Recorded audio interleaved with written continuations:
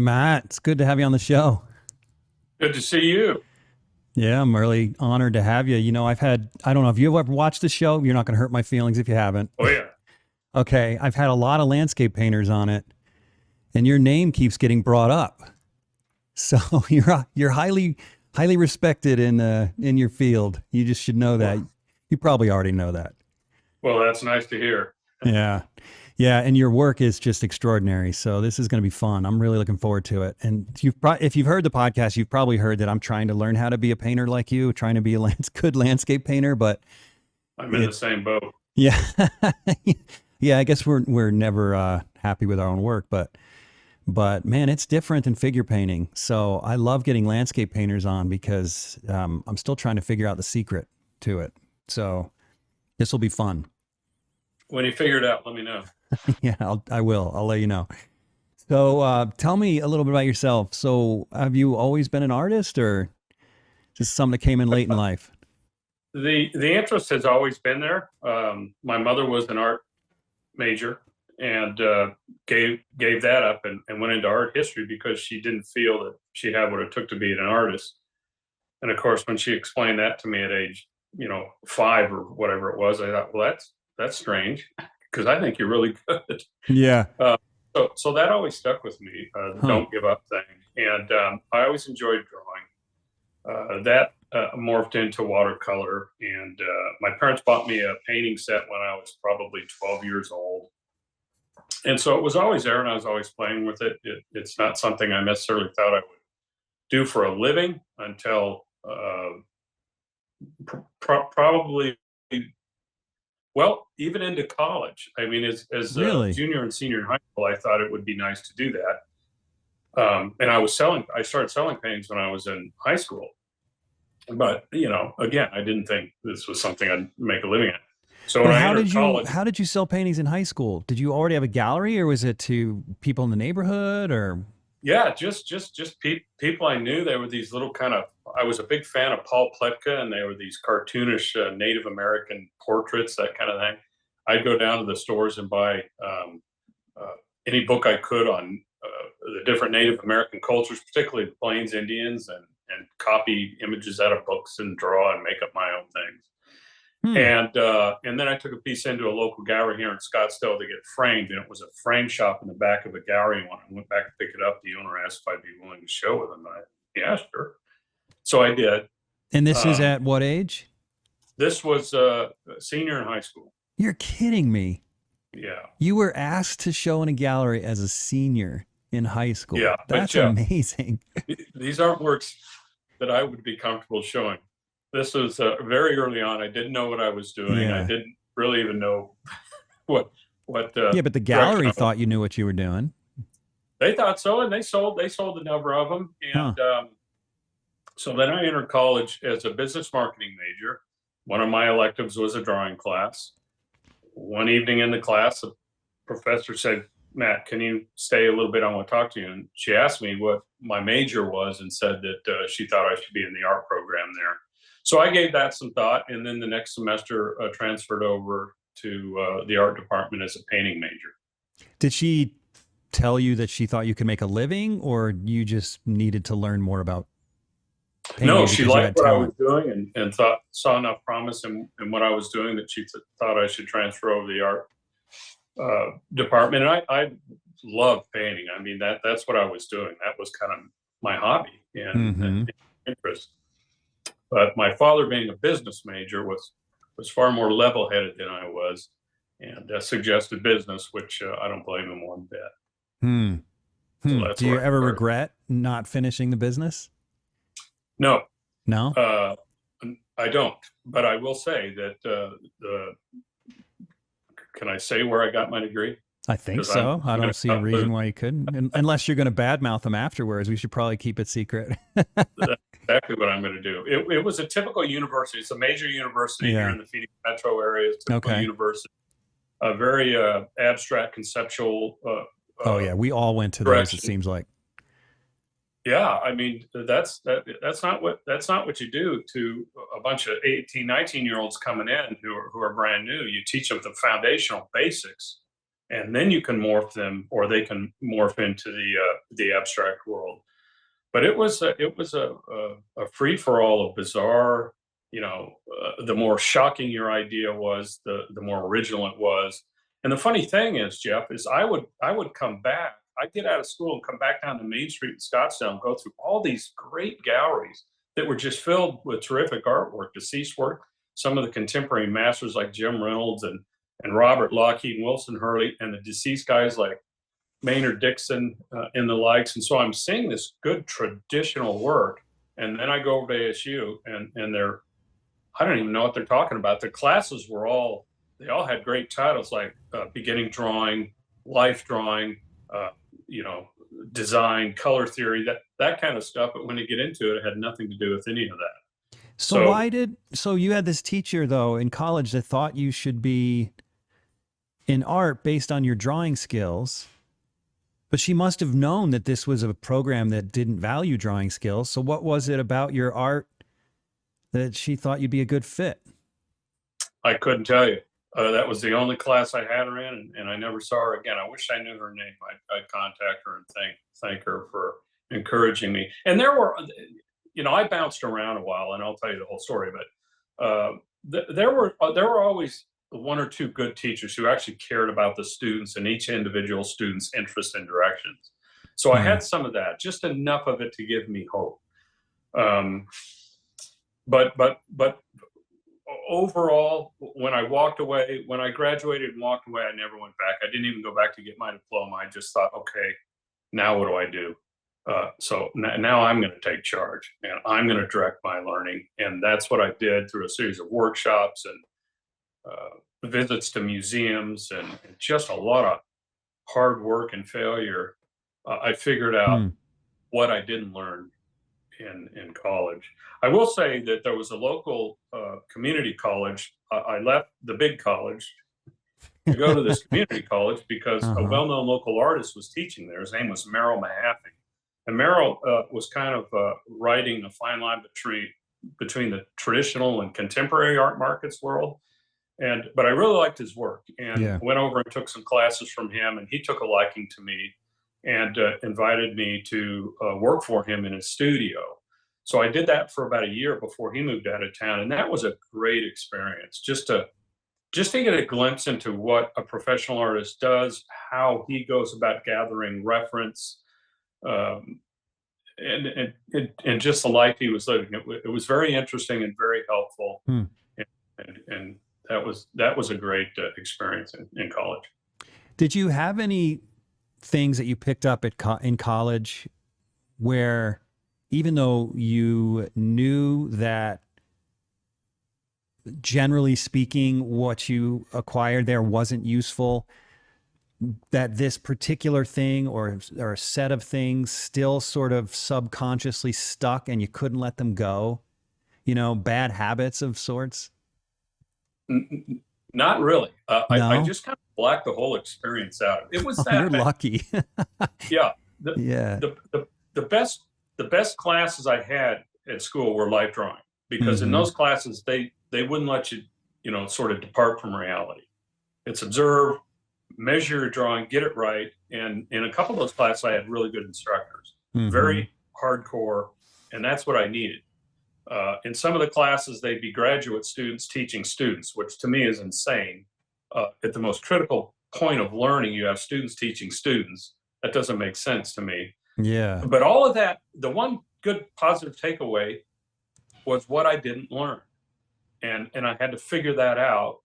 And like I say, once I got out, I started taking a few workshops from really, really great painters like Wilson Hurley, Clyde Aspavig, Michael Lynch, Skip Whitcomb. And they were all saying the same thing, you know, paint from direct observation, go out into the field, focus on the foundational principles. And that's what I did. And it was, and they showed me not only in their talk, but in their work. And that was very helpful. And I had a lot of access, again, being here in Scottsdale with all the galleries. Yeah, you're so lucky. Scottsdale's awesome. It's not what it used to be, but I tell you, back in the 70s, 80s, 90s, it was there were a lot of galleries that focused solely on deceased work. So they were sort of Really? mini museums, and N.C. Wyeth and Carl Rungus, Maynard Dixon, just a lot No of great, kidding. Because I think it's awesome terrific. now. I can't even imagine what it was like then. Yeah, it was really something. Yeah, I've thought about moving to Scottsdale. I can't get my wife out of Utah, but it's so I love Scottsdale. It's great. And I So love you. yeah, Utah's great too. I'm not gonna lie, it's great too. Well, the reason I asked that last question is because my experience was so similar to yours, which isn't surprising because you're probably like the 20th guest who's had almost the same experience that you described.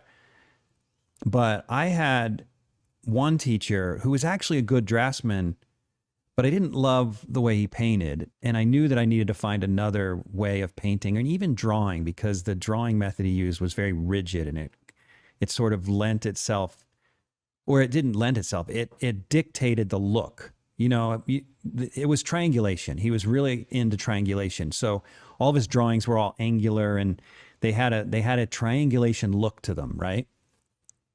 I didn't want that in my drawings because I was looking at more beautiful serpentine type of work.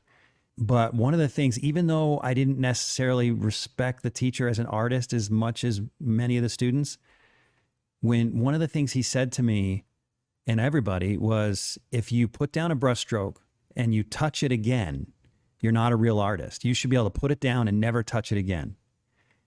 And even though I knew that this guy didn't know how to paint the way I wanted to paint, he didn't know how to paint like the masters I was really aspiring to, somehow he still got in my head. And I remember it was 8 years later that I finally broke that. And 8 years. And because I remember the day when I realized that I could make a more beautiful painting if I modeled the form a little bit and didn't just do broken strokes, as they put it at school. And I was sick about it. I'm like, it took me 8 years to figure that out, that it was just one guy's opinion and not fact. Yeah. So that's why I say I'm jealous because or you're lucky because you were smart enough to just throw the whole thing out. Apparently I wasn't. I was just, he was so passionate when he would teach. It was just like, this is how it is. You're not a good artist unless you paint like me. And this is how I paint, period. And somehow it's soaked in, you know? I don't You know know, how. the longer I paint and teach, the more I realize there are more than one ways to skin a cat, and Yeah. I'm not as rigid in my teaching as I was early on for that exact reason. When you explain that story and the triangulation and all that, I'm thinking he's going for structure. Mm-hmm. That's the foundational basis of the more beautiful thing you're talking about, which is the line quality and that sits on top. But the comment about if you put a stroke down and touch, he would be really upset with me because Same the with first me. Yeah. 80% of my painting is organized chaos. Yep. Uh, I'm not a direct painter like a lot of folks are, and I admire people who can lay a stroke down and get that color value, everything just right, the drawing of it, and move on. That's not me. I go for the big shapes and try to get some degree of harmony between those shapes before I go for the second coat, and then the third coat and fourth coat. Each one fine tuning as I go, watching the overall canvas as opposed to just one area, and that's just my approach. But I see other artists who, like I say, can just lay it down from the beginning and nail it, and just like Richard Schmidt, start with a nose or something, finish as he's going out. It's like it's magic. I mean, that degree of intellect and accuracy and brilliance is not something that landed on me. Yeah, you're too humble. I'm not talking about brilliance here. It was definitely more of a stylistic decision. So, where he literally wouldn't feather an edge, you know what I mean? It was just like tiles, like mosaic tile, Yeah. right? So it was less. And while he was a good draftsman, it was less a display of skill and more personal taste, Hmm. right? But I know what you're talking about. Richard Schmidt, that way is different. That's pure brilliance. And he was one of the people I was looking at. Like Alla Prima had come out sometime in that, I can't remember exactly when, but soon after I left school. And I'm like, well, I want to paint like this guy. But I kept on doing the broken stroke, you know? Mhm. It wasn't working for me. So yeah, I mean, you're a smart man to just push it all aside. So when you studied with people like Clyde Aswovic, I couldn't remember half the names you said, but that one stuck out for some reason. Did you go back over and over again, or did you just take one workshop from each of these guys The and first that's one it? was the first one was a powerful workshop. That was with Jim Reynolds. I was 24 at the time. I was still over at college, and went to my professors and said it was the second year the Scottsdale Artist School was open, and said, uh, I won't be here next week because I'm going to take a class from this really terrific artist. Two of my instructors said, that's great. We encourage it to them and said, you'll lose a letter point for 2 unexcused absences. I said, great, I'll see you next week. Hmm. Uh, that 1 week in that workshop was eye-opening to me. He's a brilliant painter, a world-class designer, a colorist, and just a we kind of lost connection after that, and then reconnected about 5 years later and became close friends. Hmm. Uh, all the way up until his death, he lived just down the street, but he was just a wonderfully positive influence and honest. He wouldn't uh, let me off easy, which I appreciated. With Clyde, I think I took 3 classes with Clyde over a period of years, and became friends with him a little bit, and went and painted with him numerous times up the Grand Canyon. He lived in Sedona at the time, and a few other spots, so I had access to that. Same thing with Michael Lynch, and same thing with Skip Whitcomb, who's a very close friend now. They're all my buddies now, Hmm. even though I don't always stay in close touch with them. But they were always very. They knew I was serious, and I think that was important. And I was young too, and I thought they saw hope in that. This was 30 years ago, 35 years ago. So there They couldn't wasn't have as been that much. old either. They couldn't have been older than say 40 or something, were they? Yep, they were young guys. I think Yeah. Jim was probably 50. Clyde was probably in his 30s when I took his first class. Hmm. Um, but they had made their mark already, and I appreciated what they were doing as far as traditional landscapes. So Hmm. So how did you decide to go into landscape when you were doing Native American portraits in high school? When did you make that shift in interest? when I realized I wasn't really interested in that, Hmm. I went through a period where so I was doing these Native American things again, inspired by Paul Pletka, and then I discovered the show at the Phoenix Art Museum called the Cowboy Artists of America show, and I went down. This is in the late '70s, early '80s, when it was just full of really terrific artists. Jim Reynolds was one of the ones who got me to go down and look at that show. Jim Reynolds, Robert Lockheed, John Clymer. They're just a bunch of great artists, and it was for a young guy who wanted to paint in a traditional manner.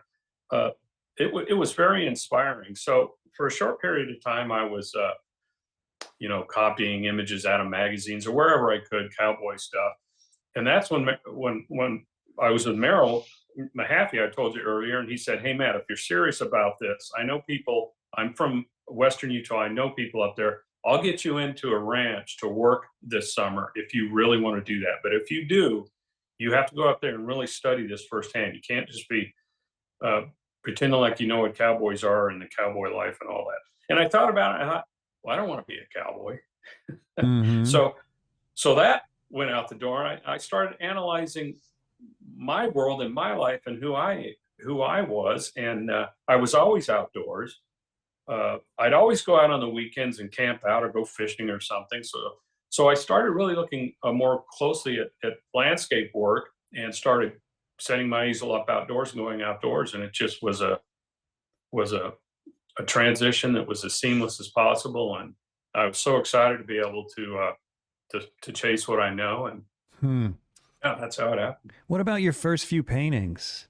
They were I terrible. notice, yeah. So how did you find the motivation to keep going when you did those first few terrible landscape paintings? I just plowed through it. Again, I'd go back to the galleries.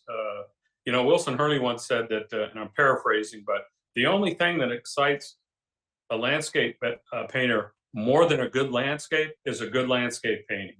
So I'd go back down to the galleries. I'd see these great paintings. they'd inspire me and fire me up, and back out in the field I'd go. And But what this gave went you the on for, confidence? How did you know that you would get there? Because a lot of people I give up on this kind of thing when they don't have success right away. yeah, Jeff, I don't know. Hmm. I wanted to do it badly enough that I just stuck with it. Uh, Hmm. there was no money, so Yeah. it was tough in the early years. I got married right out of college, and my wife worked, and she was very supportive, so that was nice. And yeah, just starved for a long time until things just started picking up and kicked into gear. You say a long time. How long was it before you felt like you could support yourself? And I don't know if you ever ended up supporting your wife as well, but at least yourself. Yes, it was about 7 years of painting full time after a college degree in painting. Okay. It was about 5 years before I got a painting where I said, "Whoa, whoa, whoa! Something happened there. I kind of like what's going on with this." And the next year it was 5, and the next year it was 10, and I started sort of reverse engineering what was going on with these paintings and figuring out why they were working so that I could apply them to Hmm. future. Hmm. Man, so this would have been in the 80s then when you started to see momentum building up? Yep, I finished college in '85, So and early 90s? yep, it was about 1990. And I was painting a lot. I had friends that I go out painting with and travel with, Ralph Oberg, and did a couple trips with Scott Christensen, Dan Young, and Lorenzo Chavez, and people like that. Ray Roberts. What an Uh, inspiring crew, man. That's yeah, it amazing. was. These were all young guys. They were all ambitious, talented. They were a great influence for me, all of them, Hmm. and it really helped over the years. And to this day, they're still my friends. Yeah. Yeah. Yeah. The reason I asked that question about what gave you the motivation is because I always go back to my youth when my parents put me in Little League. And I'm not an unathletic person. I'm good at the sports I'm good at. But for some reason, I could never play baseball. And to this day, I hate the sport. And it's, but it's because I just never could figure it out. It was just a sport that didn't work with my body for some reason. And so I hated it. And so I often think about that when people say that they struggled early on in painting. You know, I think it's sometimes maybe it's just me, but I think sometimes it's human nature when you fail continually at something to just be like, nah, I don't like that thing, you Yeah. know? But I guess some of us are just, we want it bad enough. Yeah. Keep going. Another fun quote from Wilson Hurley is beginning artists only savings grace. They don't know how bad they really are.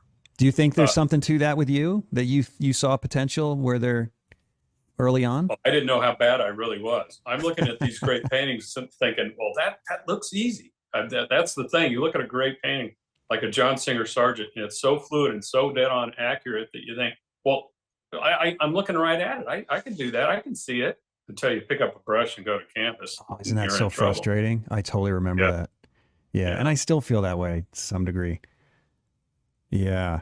You know, and the other thing is if you were coming up in the 80s, I don't know. So I'm a little bit younger than you. So in 1992, which was probably about the time you were starting to make some money, I was just graduating from high school. Mm. And so I don't know anything about the art world in the early 90s, but my assumption is that it's only gotten better from then. I mean, the 70s, as far as I understand, was like the country was steeped in modernism, and then as far as I can tell, it wasn't until the early 2000s we started to see realism getting appreciated again. So it seems like you were not coming up at the easiest time. No, I wasn't. I think that was part of the reason some of my mentors took a liking to me and what I was trying to do. They had been through it. They knew what was going on, so they wanted to encourage young folks, and they did. I remember at the end of that Jim Reynolds class, he grabbed my drawing pad and wrote his phone number on there, and he said, "Matt, if you ever have any questions, feel free to call me, but don't ever give my phone number out." It's And like a movie it was star. about 5 years before I got the courage to call him and say, "Hey, listen, I don't know if you remember me, but you gave me your number and said if I had any question." I said, "Would you be willing to critique a painting?" He says, "Sure. he was living in Sedona at the time. I'm coming down to Scottsdale tomorrow. Tell me where you live and I'll swing by. So he pulls up in his Ferrari in my lousy little neighborhood and came in and spent about 2 hours critiquing my work and talking to me. And it was just, and that's where we reconnected. And You that bought was a just, Ferrari selling paintings? Jim Reynolds had, I think, more than one Ferrari. He Holy was cow. very successful. That's amazing. That guy was, he was one of the greats. I encourage everybody to look his work up. I think he died, I think it was in 2011, but Okay. he's got a couple great books out there, Trail Dust on his cowboy work. And I forget the landscape book, but he finished that right before he passed away. Great books.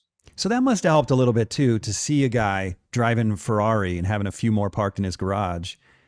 And because that, it must have given you a little hope that there is a possible career in the future for you. Well, I was, again, seeing all these galleries on Main Street, so I knew it was possible to make a living at it. I wasn't, I'm not a Ferrari guy. I don't care. Right. I know, but yeah. Private guy, but I figured if you work hard enough, you'll be able to, at least cover the basics. Mm-hmm. Amazing how little an artist can live on and survive. The average person wouldn't want to do that, but that's because the artists are having so much fun doing what they do that they're not focused on the misery of being broke all the time. I remember those years clearly. I'm glad they're in my past, but I remember them clearly. Yeah. But if you have a real love for doing this, you're going to plow through it. Yeah, that is so true. I mean, my wife hates this about me, but I hate taking vacations because every day is my vacation. I'm in my studio. I'm where I want to be. I'm comfortable. There's also the pressure to keep working. So it's a little more complicated than that, but there's definitely that piece of it where it's like, well, I'm already happy. Why do I need to go sit on the beach and waste time when I could be making a painting? I hear you on that. Yes. My box goes everywhere I go. Mm-hmm. Yeah. So to your point, you don't need the money for the vacations because your work is what you want to be doing anyway. Yeah. Yeah. That's totally and true. that's difficult for outsiders to wrap their mind around. I mean, we need a family member needs help. Call Matt. He's at home. He can come help. Oh, geez. Yeah. Or friends. Some of my neighbors don't. I live in a neighborhood where they're pretty good sized lots, so everybody's not super close. But a lot of them think I'm kind of a strange guy because I'm always around, and they don't know what I do. And you work out of your home, out of your own home when you're not plein air painting? Say again? Is your studio in your home? Yes. Oh, so you must come off as this hermit, that never leaves his house unless he's plein air painting. Yes. Yeah, I could see why people would be knocking on your door for help and stuff. That's funny.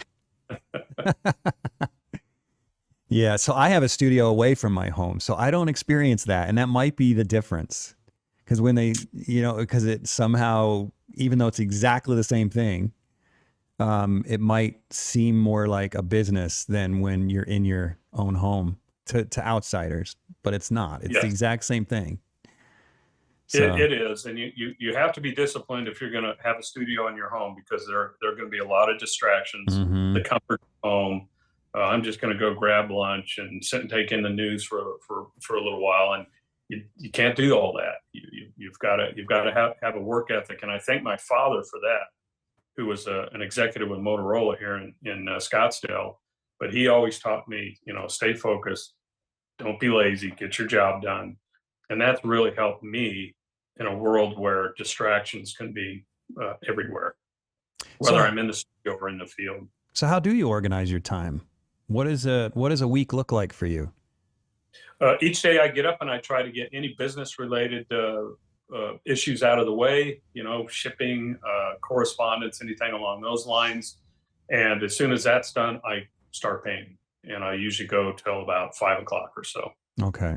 And you do that 5 days a week? Yeah. I'll occasionally paint on the weekends.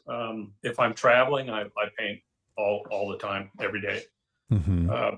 But I try to spend some time with Cindy, so she can have a normal life, and yeah, Mm-hmm. Mm-hmm. And how do you decide when on to the go weekend. right on the weekends? But how do you decide when to go plein air painting versus studio painting? That's a great question. I think it's very important for an artist who does, whether it's a wildlife painter, a Western painter, a landscape painter, all of whom need to paint outdoors from direct observation. Create a life where you can follow your mood. If there's some, you probably know this as an artist. There's sometimes you step up to the easel in the studio and it's just not there. Well, a quick look out the window to my right, and I know what to do. I go outside. So I try to create a world where I can make that transition as freely as I want. I have a outdoor rig sitting right here next to me that's always ready to go. As soon as Mm-hmm. I come in from a day painting, I reload it so it's ready, whether it be the next day or a month later. Um, What's your and rig? What is your rig? I have just about everyone made Yeah, from a same fringe here. I'm a total open addict. box. But the one I'm using the most right now is an Alla Prima Pochade, a little 8x10, the deep box, Mm-hmm. the one with the little drawer. Great little box. It's a small setup, but it'll hold a 12 by 16 inch panel. So I don't paint that large outside on a box that small. I usually go about a 10, 12, 10, 14, which are common for me. Uh, uh, Brian Mark Taylor's the Strata box is a great little box. I love that one too. Open Box M made nice boxes, but of course they're gone now, unfortunately. Oh, I didn't know that. Yeah, they closed down, gosh, about a year or so ago. But it just depends on what folks need. Everybody's different. Some of my buddies like a larger palette. I like something small because I've never met a desert wash I didn't want to hike up or down. So I don't want Ah, a 50-pound rig on my back when I'm doing that. So this little box is easy to carry, and it just works well for me. yeah. Can we see it? I'm curious. Well, and I'm Yeah, also curious for the guests in case they don't know what it looks like. I encourage you to go to the Alla Prima Pochade website. The guy, his name is Ben, and he's an artist. And those the best boxes are the ones built by and designed by artists. Yeah, that's what I thought it looked like. Okay. Okay. Yeah. Everything's backwards. Yeah. Okay. But it's a neat little Okay. box. Let me just. And that's lightweight, huh? That's lightweight and it's loaded, so it holds 4 panels in the lid. Up it comes. It's got a nice little palette. Oh, that's nice. This I'm trying to see backwards. This is operated by magnets. It has a little drawer on the side that comes out with all my paint and everything in it. Yeah, I that's don't want, nice. but it's and it folds up and it's self-contained, like a lot of the boxes. Yeah, that's how it So should be. yeah, it's a terrific little setup, and I put it on a good solid tripod with a quick release head, and it's easy and very sturdy. But Very you said sturdy. it's 8x10, so it only holds 8x10 panels. It only holds 8 by 10 panels, but the mask will hold a larger panel than that, and then I just carry little panel holders with me. Oh, you do. Okay. And he also makes it in a 10-12 and an 11-14. Just depend on what size you like. And he makes them with the drawers and without. Anyway, it's a nice little box. I've had that one for a long time, and it's held up beautifully. That's great. Yeah, free plug for him, I guess. That was a good one. All right. So now let's look at your work. Let's start talking about your work here for a minute. It is, as I said early in the podcast, it's extraordinary. Oh, well, And thank you. I'm really looking forward to talking about your process and stuff. Now, let me ask you, do you prefer looking at Instagram or your website? Oh, either one. Either one? Okay, they're both pretty complete then? Yep. Okay. Yeah, so you say you work in layers, right? Are you doing that outside Alla Prima as well? Or are you working, I'm sorry, not Alla Prima, in plein air? Are you doing Yes. layers out there as well? Or are you doing Alla Prima? It's all a prima, but I layer it. So I'll start a painting like this with a simple line drawing, establishing where the big relationships are: rock versus water, the horizon line. And then I might do a thin wash where those rocks are, just to cover the canvas. Yeah, I see that right here. Yeah, excuse me. You'll see areas that show through the wash areas. And I was inspired by Michael Lynch on that. Just take a break from that question real quick. The thing about those three artists, four artists, I should say, that were so inspiring to me is Jim Reynolds was a terrific designer and colorist. Clyde Aspivig was a naturalist. Michael Lynch was so expressive. He introduced me to the beauty of just an expressive, beautiful brush stroke, just for the sake of that. It goes above and beyond subject. Skip Wickham reinforced all that, his design sense and color sense, and the way he lays paint on. They hit me at just the right time. They were all so important. But Mike Lynch, the way he would layer his paint with thin washes and thick and pasto brush strokes, just made for a beautiful contrast. And I always like that.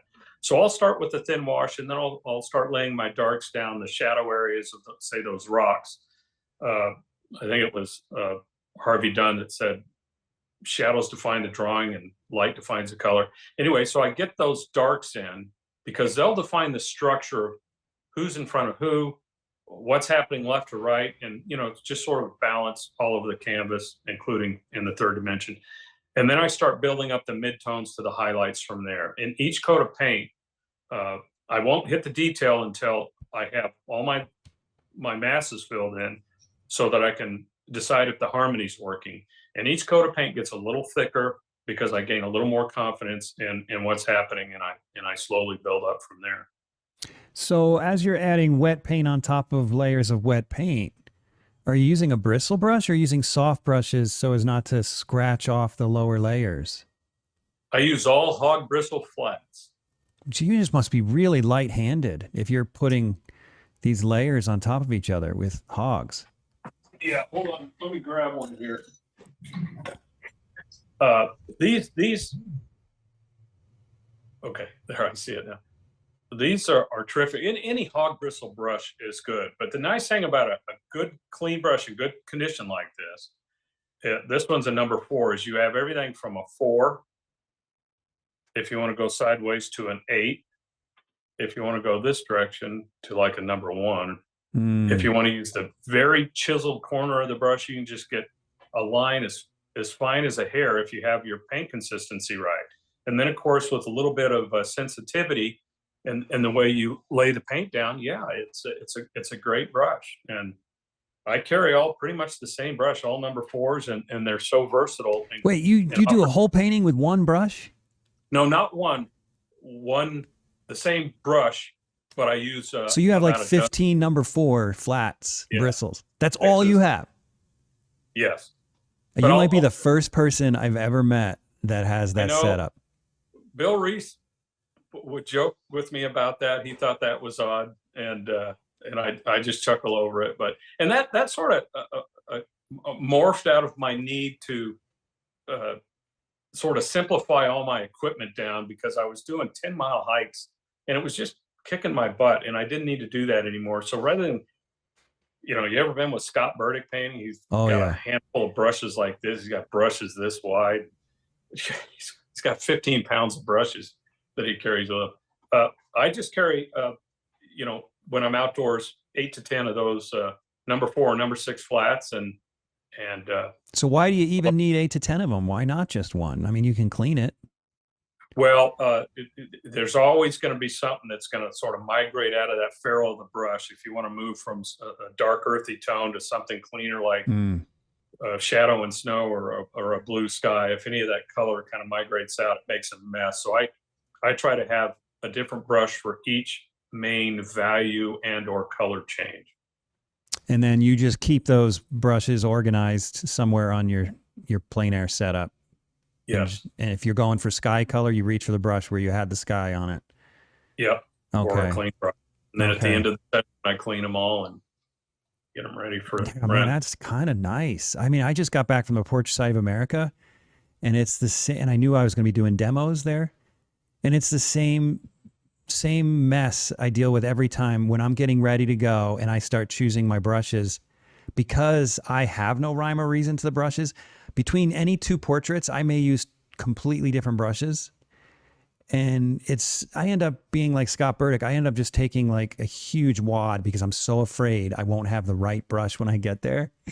Yep. And so, man, it sounds really nice the way you do it. In the hand of a sensitive artist, you can do pretty much anything with any brush. So I Yeah, wouldn't that's true. worry too much about it. One of the reasons I use these hog bristles is because I'm pretty rough when I paint. I'm scrubbing and pushing in with the brush, which, you know, messes the hair up over time, and they don't last very long. And with the synthetics or the natural hair brushes, the sables and that, it would just eat those up in one painting. So these will last, you know, a dozen paintings or so, even as aggressive as I am. And that's one of the reasons I kind of ended up sticking with the hog's hair bristles. That's kind of brilliant. I got to tell you, that might be something I try at least for plein air, just to figure out, just maybe not one. I'm a little scared of that, but maybe 3 brushes or something, and see if I can pull it off. Well, you'll learn new ways of handling the brush and sensitivity. Yeah. You know, it's not just the consistency of the paint and the spring of the brush. It's you. Obviously, right. Each The one of brush you doesn't- artists and yeah. how you handle it. Yeah, I just had a new fan brush made, and because there's a certain quality that I like about. Well, I paint with a fan brush not to blend. I paint like it's a brush. That would be my version of your brush. It's my fan brush. I use it religiously, and but I like them when they get a little old and get this kind of ragged edge. It almost looks like a comber. Are you familiar with a comber? Yeah, it gives you a much more organic stroke. But the problem is, I may only have 1 or 2 of those really nice ones at any given time, because, you know, they only have a short life where they're just perfect, and then they get too ragged, right? Mm-hmm. So Rosemary made me my own brush, and man, it's cool. It's so cool. But every time someone's like, "Oh, what about your brush? Will it work?" I'm like, "Okay, just remember, you know, the brush is great for me. I designed it, but it's the painter that makes the stroke, not the brush, right? You got to remember that you're not going to get the exact same result I'm going to get. It'll be a little different." So yeah, I agree with that 100%. By the way, Rosemary makes a nice sort of cross between a hog hair bristle and a sort of a synthetic or softer natural hair brush called an ivory. Yeah, I have a bunch of those. You use those too, or no? I do. Oh, so you do have a different brush. Yeah, I don't use those. I don't take them outside. I'll use them in the studio. Oh, okay, so in the studio, you open it up a little bit. You use a few more. Okay. And when I'm done with these, I'll probably buy her hog bristle brushes next time. Yeah, well, she'll appreciate that. She's one of my sponsors, and Oh, their brushes are amazing. So let's pull up your work again here. So, man, so is this plein air? No, that was a studio piece. Okay, because it's pretty small. So tell me about, as far as business goes, are your plein air paintings part of your business, or are they more, do you see them more as studies for the studio paintings that you actually will sell? Or do you sell it all? I sell them all. You do? I have certain ones that I keep just for whatever reason. You know, I might really like it, and it's more valuable to me as reference than to sell it.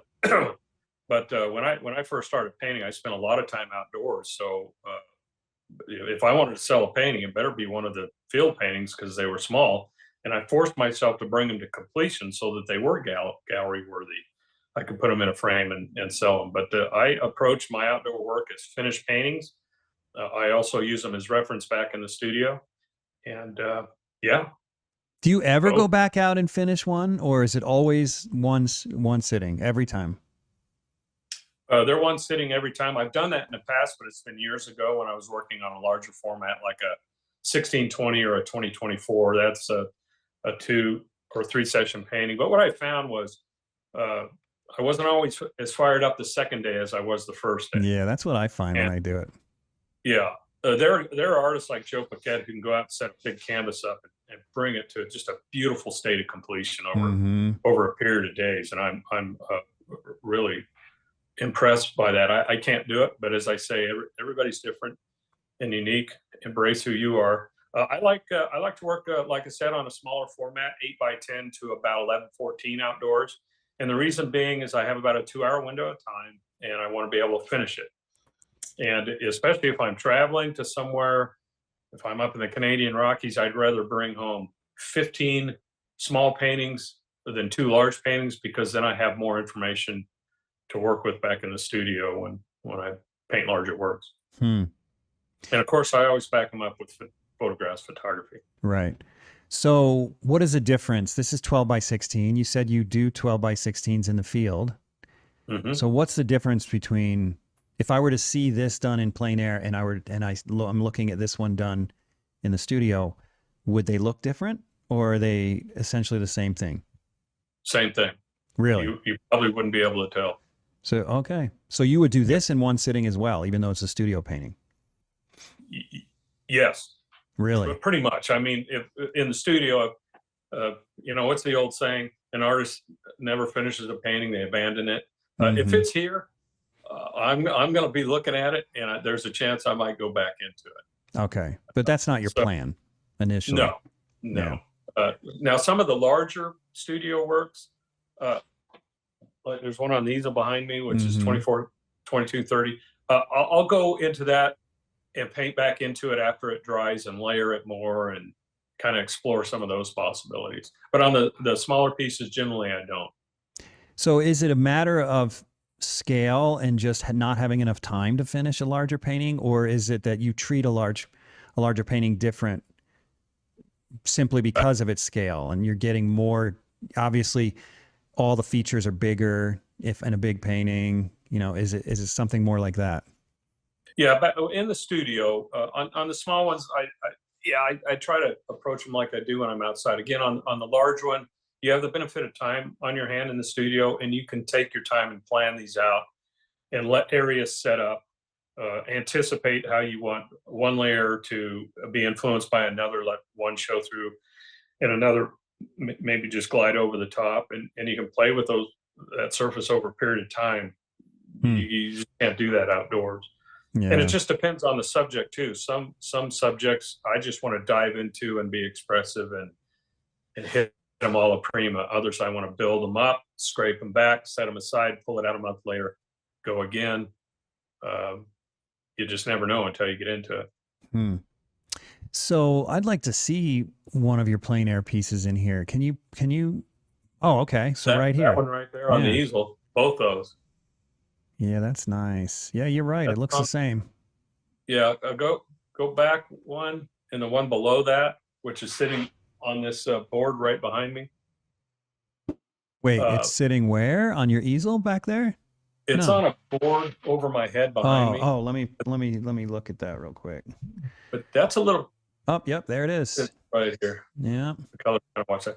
But that's a little piece I just did in southern Utah a little over a month ago. 4-wheeled back into this a canyon, and there was nobody around, so I just stopped in the middle of the trail and set up and painted. Wow, that looks so finished. And you're telling me you're thinking like usually 2 hours or so to do one of these? 2 hours, maybe 2.5 if I'm struggling. Wow. Yeah, but again, that's a 10 by 12 inch canvas, so it's fairly small. And if you one of the things I really learned is process for me has to be somewhat organized. And so the best way I can put it is large to small, dark to light, thin to thick. So if I get the relationship of the light and shadow in that, and the wash compared to those shadows, and start getting that all down and getting those darks in, keep them thin, I can generally begin to see that light effect come alive pretty quickly. Now, there's no detail in it at that point. And so I'll make sure those relationships are right, like I said before, and then build up from there, more texture, more finish in terms of physical detail, maybe some broken color, that kind of thing. Do you use any fast drying pigments no? And are you using titanium white or lead white? Titanium. Titanium. The opaque opacest of the whites, and I use mostly Holbein paint. I like the consistency. I don't like a real oily paint outdoor. For instance, like a Vasari or a Gamblin, good paints. Those are really great paints, but they're very oily. So if you're layering your paint like I do, that second coat is likely just to glide over that surface. Okay, so that's why exactly I use Vasari. Freaking love it. Um, but that's why I was wondering about those bristle brushes, because I can imagine trying to put one layer on top of another with a bristle brush and an oily paint and having you just scrape off the layer below it. That's exactly what'll happen. And you'll Okay. end up fighting yourself. And on the other side of the coin is Old Holland, which we all know is one of the greatest of paints, but it's super dry. And I end up Oh, I fighting that. hate dry paint though. You don't does you don't Yeah, mind I paint mean, with that, huh? no, I don't use Old Holland because of that. Oh, So okay, okay. it's a matter of finding a paint that has the consistency that works for you.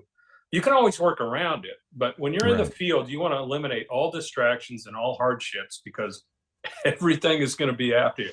The goal of a day outdoors is the natural world wants to mess your painting up for you. Bugs in your ear, scorpions, rattlesnake over there. Oh, is that a bear? Wind, passing clouds.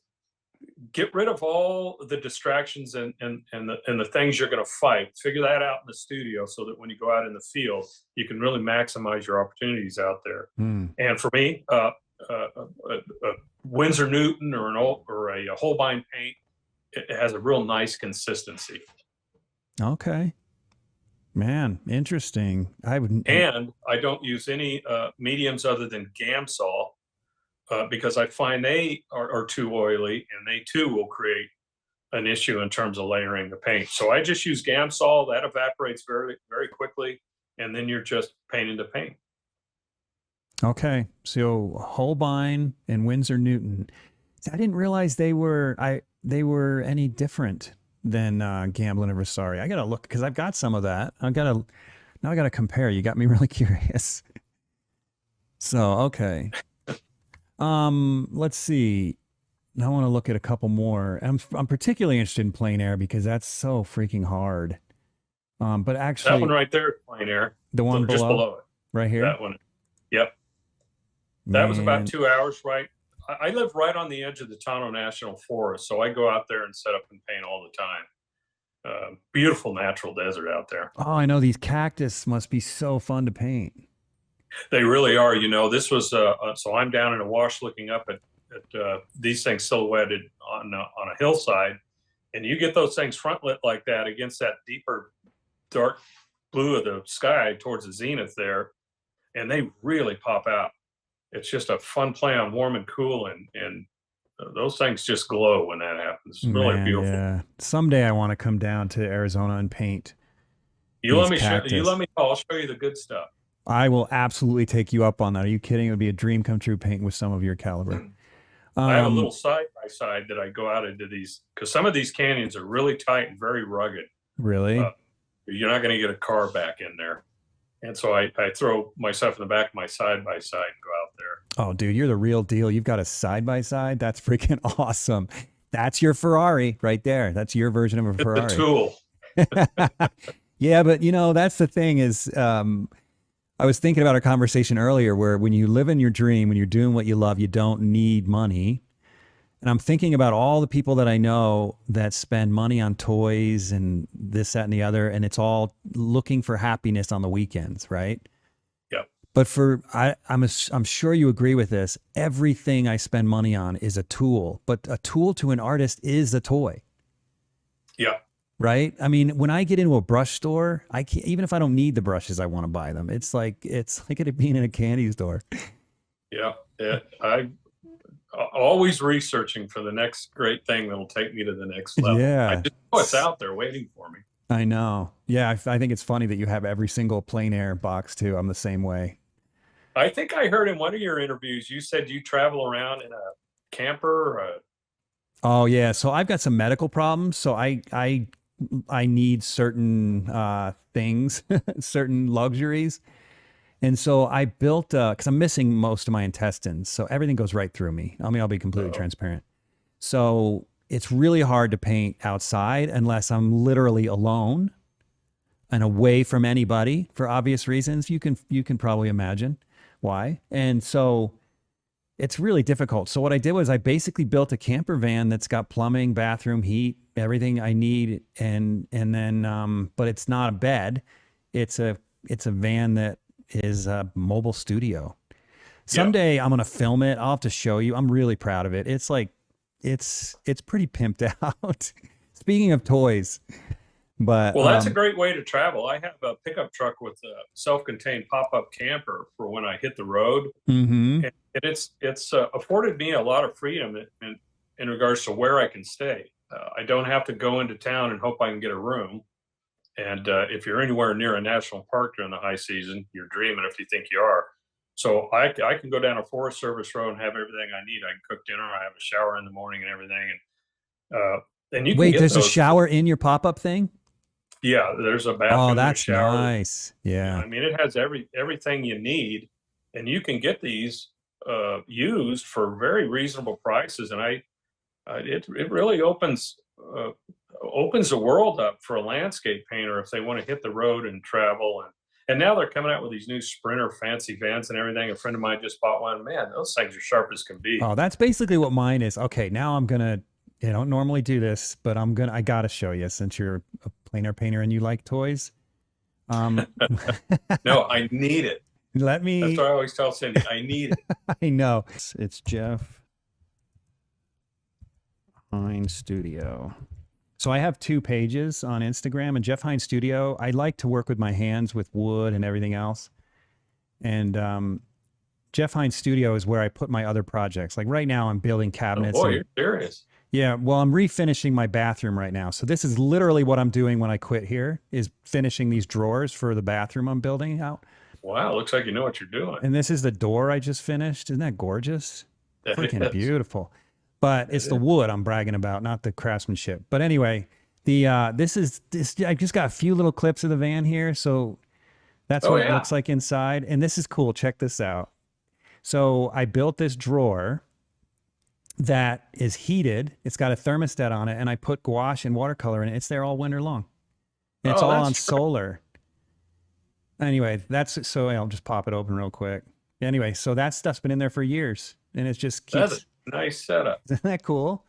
Anyway, I got to Yes. film the whole van. But yeah, I had a blast doing it, and it took me 2 years though. I mean, it was bad. It Yeah. took me. I was kind of going to the funny farm. But I even did things like fiberglass work. This is not part of the van, this white piece, so that I can put an iPad in and wire it to the stereo and have navigation and stuff. Sure. Yeah, man, I went over the top. Over the Jim top. Reynolds built one of those on a Ford van chassis, all pimped out on the inside so he could sleep and travel in it. Lynn Schmiel has a Sportsmobile, which is the same thing. That's Yeah, where man, Jim saw it, and yeah, they're fun. it's just a way to access subject matter comfortably. Mm-hmm. Mm-hmm. Yeah, it's great. Well, yeah, I'm gonna take you up on that. I'm gonna drive my van down to Arizona and I'm gonna look you up because that would be a Sounds blast. good. We're here. That would be a blast. All right, so I want to look at some more of these desert ones though. This one is 24 by 20, so this is a studio painting. Yeah. So tell me how you build something like this because obviously this is fleeting light. Mhm. Do you do a study in the fleeting light and then take a photo and then bring it back to the studio? Because this to me, would think would be really difficult because a photo is going to make that sky look totally different than it does. And it's either going to expose to the sky and make the ground look black, or it's going to expose to the ground and make the sky look too bright. And then a painting, it's going to be too fleeting to get a study from it. So how do you handle that? I have painted out here when this is right after the sunset, just as it's set and everything goes into shadow. And I've painted out there many times when that's happened. So I have sketches and studies of that around here, and a lot of photographs too. I go out there and hike when I know a full moon's coming up and spend a lot of time out there. Yeah, so the values are obviously more compressed than they would be on a sunny day. So But same thing. I'll take that whole foreground and I'll lay in a wash that's specific to different areas, and then just start carving those shadows in, so I can see where everything is sitting, left to right, top to bottom, front to back, and start creating the design that way, and then build up the midtones and the highlights over that, and slowly. Painting like this, I worked on like those grasses in the lower center were a little more textural, just to bring them forward. Hmm. Yeah, and But just build them up. how do you get your reference though? I mean, because you're not going to get a good photo of that. So are you Just experience being out there. I mean, Okay. this is literally a mile from my house, so I'm out there all the time. So you probably have a Looking, photo that's not perfect, but you've painted it 1,000 times, so you know what it should look like, and you make the necessary adjustments. yeah, and Okay. I'm not going to follow the exactness of color. I'm just going to try to get relationships that are believable and beautiful, if I can, warms and cools, that kind of thing. Okay. But exact color chasing. I have a buddy I paint with who's a really good painter, and he almost never finishes his paintings outside because he's so precise with his value and color relationships. And but they're solid paintings, and I always tell him, finish your painting. I'll wait. There's no hurry. No, we gotta go.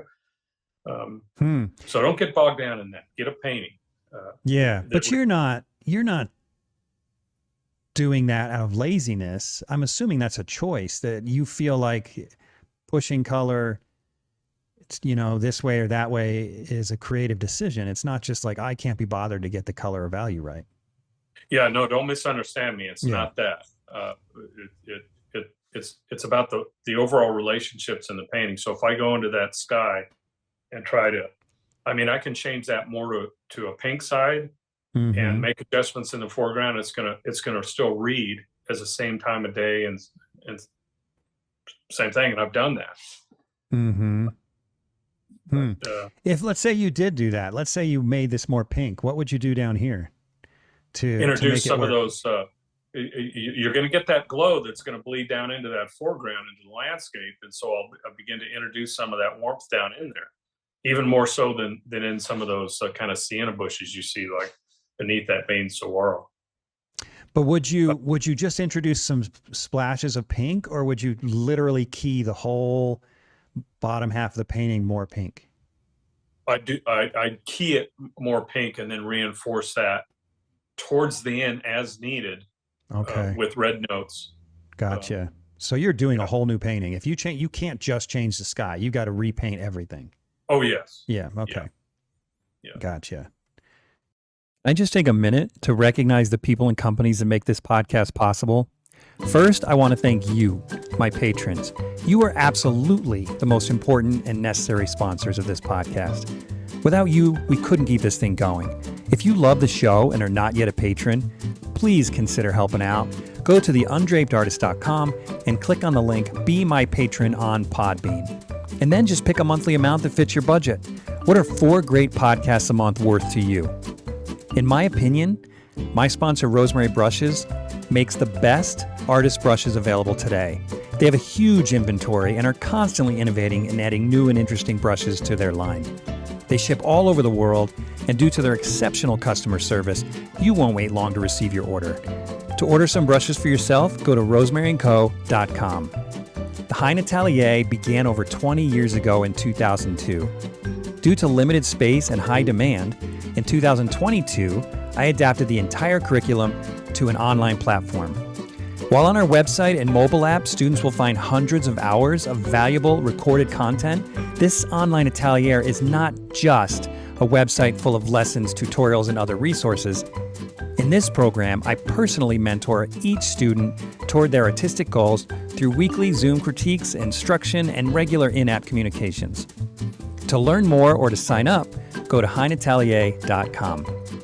Lastly, whether you're watching or listening on Apple Podcasts or just listening on another station like Spotify, please consider leaving me a 5-star review. If you watch on YouTube, consider giving me a follow and a thumbs up. These things really help the channel. Yeah, that's something else. And this one, yeah, we already looked at that. Man, it looks so different when it's small. It's like, I know this is, no artist likes to hear this, but it almost looks like photorealism when it's that small because your values are so convincing. And then you zoom in and it's so painterly. There is It's wild. I like to use the term visual realism. A lot of people will say it looks like a photograph, and it doesn't. There's a distinct difference between photorealism and visual realism. If you look at a Jeremy Lipking painting, that's visual realism. Of course. Right. If you look at some of these wildlife guys who slavishly copy photographs with lens flare and distortion and blurring and all that kind of stuff, that's photorealism. Right, right. But we're trained as humans early on to see photography is more real than painting, so we kind of use that term. But yeah, what would I say how would you phrase that? It looks so, I guess just it looks so real, small, but it looks real when you zoom in too, but how might one say that? It looks more naturalistic when it's believable when it's small, but that seems insulting. Well, yeah, that's an interesting dilemma there. If you get your value and color relationships down, it's amazing what the viewer brings to the canvas, to the process. Yeah, because there's very little here.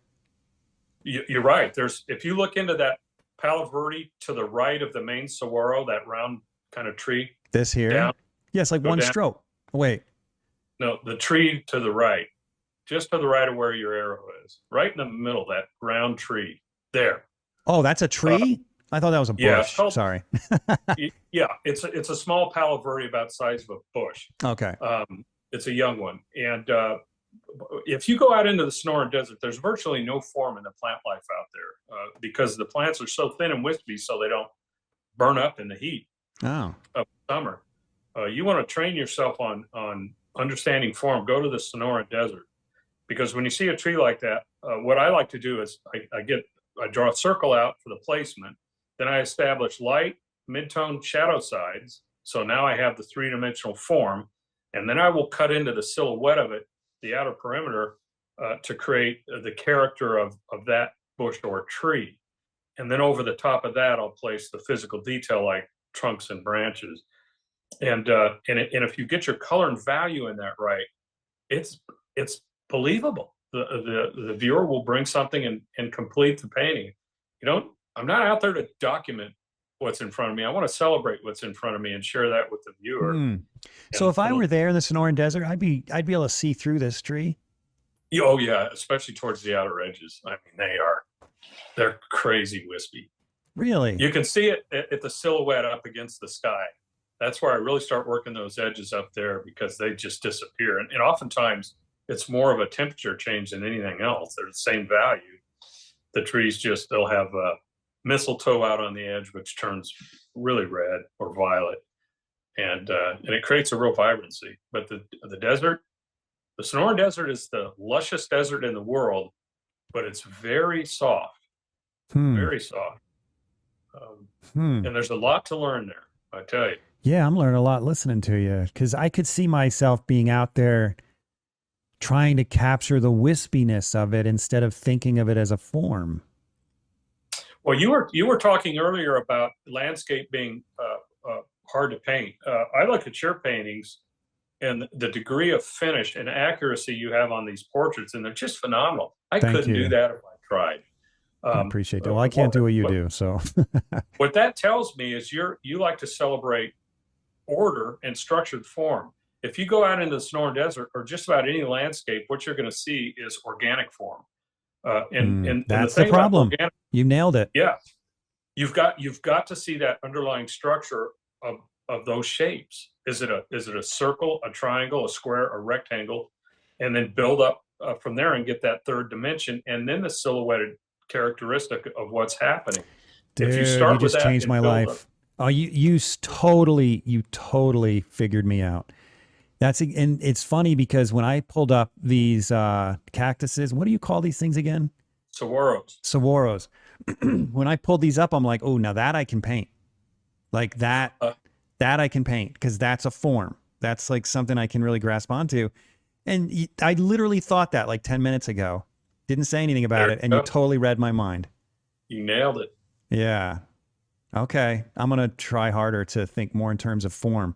I like that. A circle, a triangle, a square, and then sort of chip into it to get the edge texture. Yeah. Hmm. That's good. Okay. Let's see. So when you're painting these types of scenes, are you traveling? You must be, obviously. I mean, there's no ocean in Arizona. Nope. So how much traveling do you do? Uh, I do. I travel quite a bit. I try to. One of the disadvantages of living in the desert is we don't have four seasons. We have hot and not so hot. Hmm. So I like to get out and do a winter trip, a fall trip. Like to get over to the coast. I just absolutely love the entire west coast of the United States. Is just spectacular. This is in Oregon, and just sort of watch these waves and the rhythm and movement. What keeps happening and what is unique to each wave. What do I want to play up on or play down? Um, yeah, and I learn a lot about seascapes from some of my contemporaries, like Don Demers and Tom Hughes and people like that who live over on the East Coast and paint that stuff and do it so well. There's so much to learn from other artists, not in a derivative way, but in an inspired way. And Hmm. then I just look for the structure, like those tide pools as a lead in to the rocks that then take you up to the main wave. And again, my approach is the same. I get a wash down for that rock formation, start cutting the shadows back into that, and build it up from there. So when you are looking down here and you've got relatively flat forms, and are you also thinking in the way you described earlier to me? Thinking, okay, this is not just this is not just a stroke of color, but these tiny little planes are still forms. Are you even thinking about forms down here? I am, but what I'm doing in a case like that is thinking in terms of linear perspective to define the flatness of that area, which is the form of that area. So when I teach, when I break drawing down from a linear standpoint, I try to get my students to understand the difference between proportion and perspective. Proportion is line that defines shape, which is that bush we talked about a minute ago. And in this case, it's linear perspective. Those blue pools are moving off into the distance as defined by drawing that relates to the horizon line back there to create movement inwards and to lay that flat piece of land flat. Hmm. So when I'm analyzing my subject, I ask myself, is this more about proportion, the two-dimensional aspects of the painting initially, or perspective? And this Okay. one, because I like those tide pools so much and wanted to use those as a lead, and it was more about perspective. So do you So once find I yourself, let's say you had the tide pools that naturally grew actually wider up in here and narrower back here, would you consider flipping that in order to help aid in your linear perspective? sure, if it reinforces what I'm trying to do, if I want to keep the interest back out towards the wave, I might put more of the water back there, Hmm. just because it's a rich color. But it just depends on how you're designing it and what you're trying to do. But by Hmm. analyzing the subject this way, you begin to understand it more and come up with a game plan or a plan of attack on how you're going to build the painting. Hmm. And I had several field paintings from this trip that I use as inspiration for this too. Really? Are they on your account? They might be.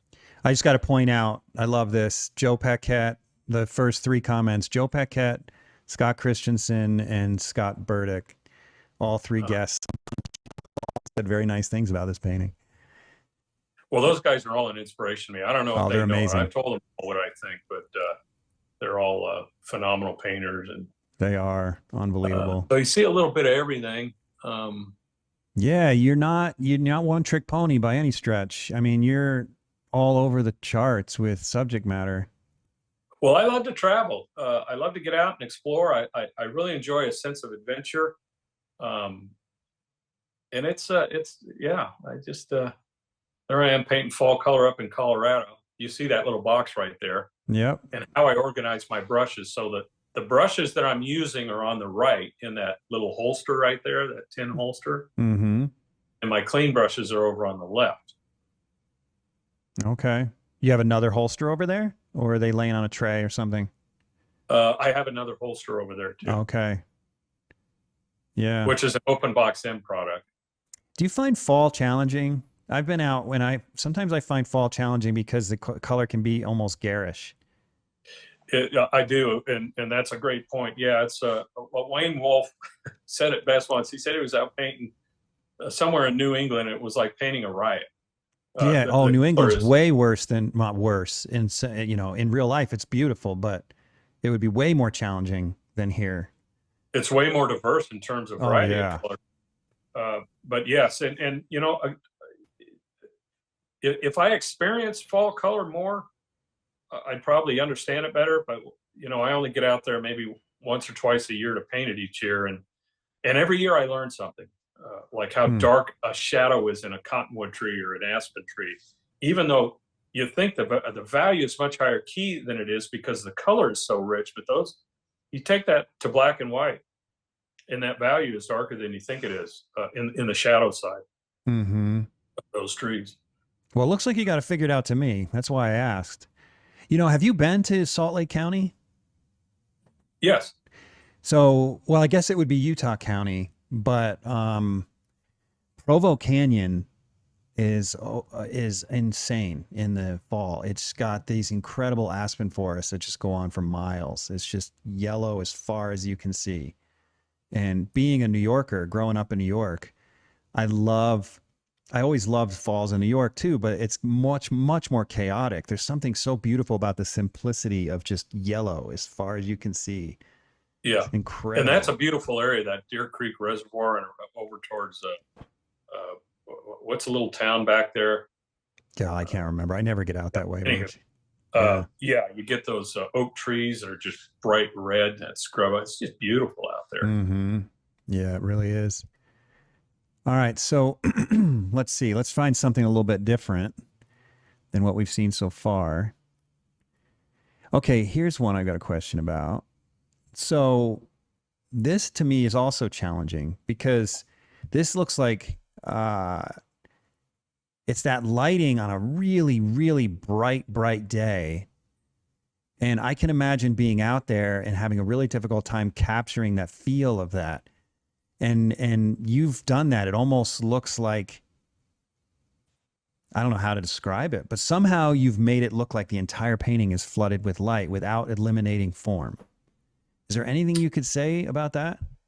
Yep, those few definitive shadows are what define the three-dimensional form of some of those trees and bushes, and the placement of the swirl and the direction of the light. But when you're painting something that's more front lit like that, and you get that beautiful dusty transition of color from the grays to those muted pinks and violets in the distance, they just complement one another so beautifully, and that's what really captured my attention there. But again, same thing. I'll figure out the placement of those Palo Verde trees, like the one in the middle at the bottom and the one behind it. I overlap them and use them as a way of creating stepping stones back to the center of interest, which is the saguaros. So one, Hmm. two, and then bounce to the saguaro, and it's more of a mid-tone for the shadows there. So you're talking about 1, 2, Saguaro? The one in the very middle on the bottom, Okay, right here. that one, the one right behind it, right to the right there, and Yeah. then to the left into the swirl. So it's Okay. not a direct 3 steps inwards. Boom, boom, It's boom. 1, 2, Okay, and yeah, then you're a following this third off to the left. path. You're following this bush path right here. Exactly. Yeah. Yeah, but And the then I values are counted. still really close together. I mean, just goes to show that every piece of advice and every piece of good advice can be thrown out for some paintings, because I've had artists on here who are absolutely incredible that have told me that what's most important, and you've sort of alluded to this too, is getting that light and dark pattern. But when you're doing something like this, that the darks are really minimal. And so what picks up the pace for that then? That's what I'm asking you. Like Color. color. Harvey Dent also said, if your painting is about value, simplify color. If it's about color, simplify value.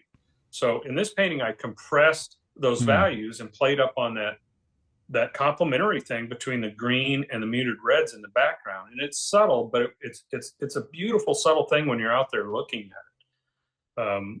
Did you exaggerate something in order to do that, or it was just there? It was there, and the actual painting was richer than this one, and it had more impact because of the highlights on those swirls. But when I photograph them like this, oftentimes the paintings are they're in shade because they're backlit, right? Which is the way to set up, so they don't. Yeah. See the background around it, how much more light it is. Well, that's in direct light, painting the shade. So, but yeah, so decide what is your painting about. It can't be about everything. It can't be about contrasty value, rich saturated color, texture, all over the place. If it is, make sure it's tuned to the painting. Don't do it just for the sake of doing it. Think about what your plan is, what your idea is, and how you can use these foundational principles to support that idea. So in this case, color.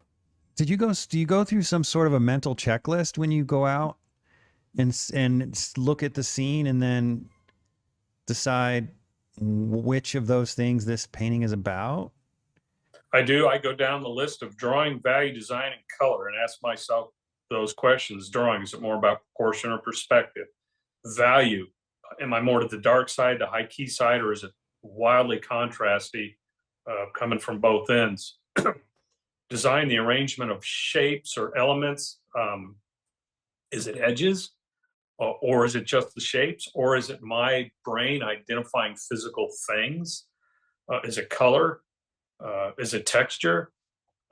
And then from a color standpoint, is it celebrating more the warms, the cools? Is it mostly in light or shadow? Which way do I want to chase it? And how do I want to use color to define that? And it's an intuitive thing. If you've been doing it long enough, you just kind of mentally run through that as you're setting up and thinking about what you're doing. Because I always find something and then set up, and I'm thinking about it as I'm going and laying my paint out. That's kind of quiet before the storm. I ask a lot of landscape painters this, and it's probably getting redundant, but do you feel like it's ever difficult to find something to just finally pull over and say, that's the thing I want to paint? Yeah, I find that it's very important when you set out to paint is not start with a preconceived idea of what you want to paint. For instance, I want to paint 2 saguaros, one a spear, one with 3 arms, and it's got to be right in front of the perfect mountain, because you'll drive all day looking for it. I think it's much more important to set out with an open mind and just wait for something to present itself.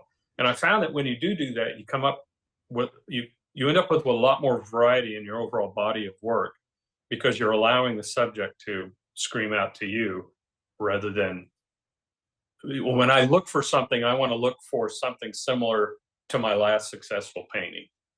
And that's trouble, because like I say, you'll look for it all day. And you'll just end up with the same painting for years and years and years with subtle variation. Yeah. You'll repeat your successes. Yeah, that's good advice. All right. So this is also something I'm picking up a lot of ones where I've actually experimented with. And this is also something that would intimidate me a bit, trying to handle these flowers, because I expect, kind of like that little bush tree we talked about, that this was much more speckled and broken, and I expect, correct me if I'm wrong, you had to simplify this into some sort of an interesting shape. Yep. One that would define the form or the slant of that hillside and take me from foreground to middle ground. So I'm using linear perspective to do that, and the angle of that shape to define that downward slope of the land. And in regards to the speckled flowers, where you see detail is on the outer edge of a mass, because that's where the contrast is. You don't typically see it. So I save those few little definitive flowers for the outer edge of that shape.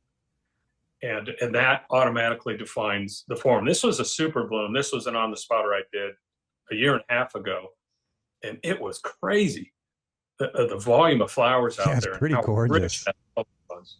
It was, and then you had that kind of muted bluey violet in the distance. It just played beautifully off those flowers. So this, again, like the previous one, was more about color than value. Hmm. So one question I often have when I go out, I'm trying to remember who it was I was looking at. I think it was Daniel Sprick. Uh, who I need to get on here too. He's a great painter, but He's unreal. yeah, I think he was, yeah, it was him. There was a landscape he was doing. He was up on a mountain looking down into the city, and you could tell by the landscape that he was really exaggerating the atmospheric perspective. You know, it was pretty obvious. And sometimes I wonder if artists do that. But then I see a painting like this, and I think, wow, those mountains are way back there, but that's really dark, and somehow it still works. Color. In this particular case, it's a color temperature. That value in the distance is the same value as the one in front of it. It's just a slight temperature change, and So you that's just all make it bluer to recede. That's the key. Yes. So you don't have to do both. You don't have to do value, make the value lighter and the color cooler. You can pick one or the other and get a similar result. Yep. And again, because this painting was more about color than value, I didn't want a big separation there. I wanted to keep it closer and let color sing. And you genuinely thought about that. It's like not subconsciously, but you genuinely thought about that. Absolutely. Huh. Absolutely. And I'll exaggerate that on another painting. If the flowers weren't there, I would have gone much higher key with that far mount. Even really, you could have got a totally different painting, same lighting, same time of day, but just no flowers. You might have made those mountains just sort of hazy and in the background. You bet. There's another painting, if you go back, it was on a hazy day. It wasn't the same view. It was just down the road from here. It is, go up, keep going up. It's a desert painting, real kind of a hazy looking thing. Keep going. The one right there, right This? to the right this. of that. Yeah. So on this one, I used Oh, yeah, that's crazy hazy. Crazy hazy. more value. That's good. More value to define some of what's going on, even though it's close to what's in front of it, but you see a shift from left to right.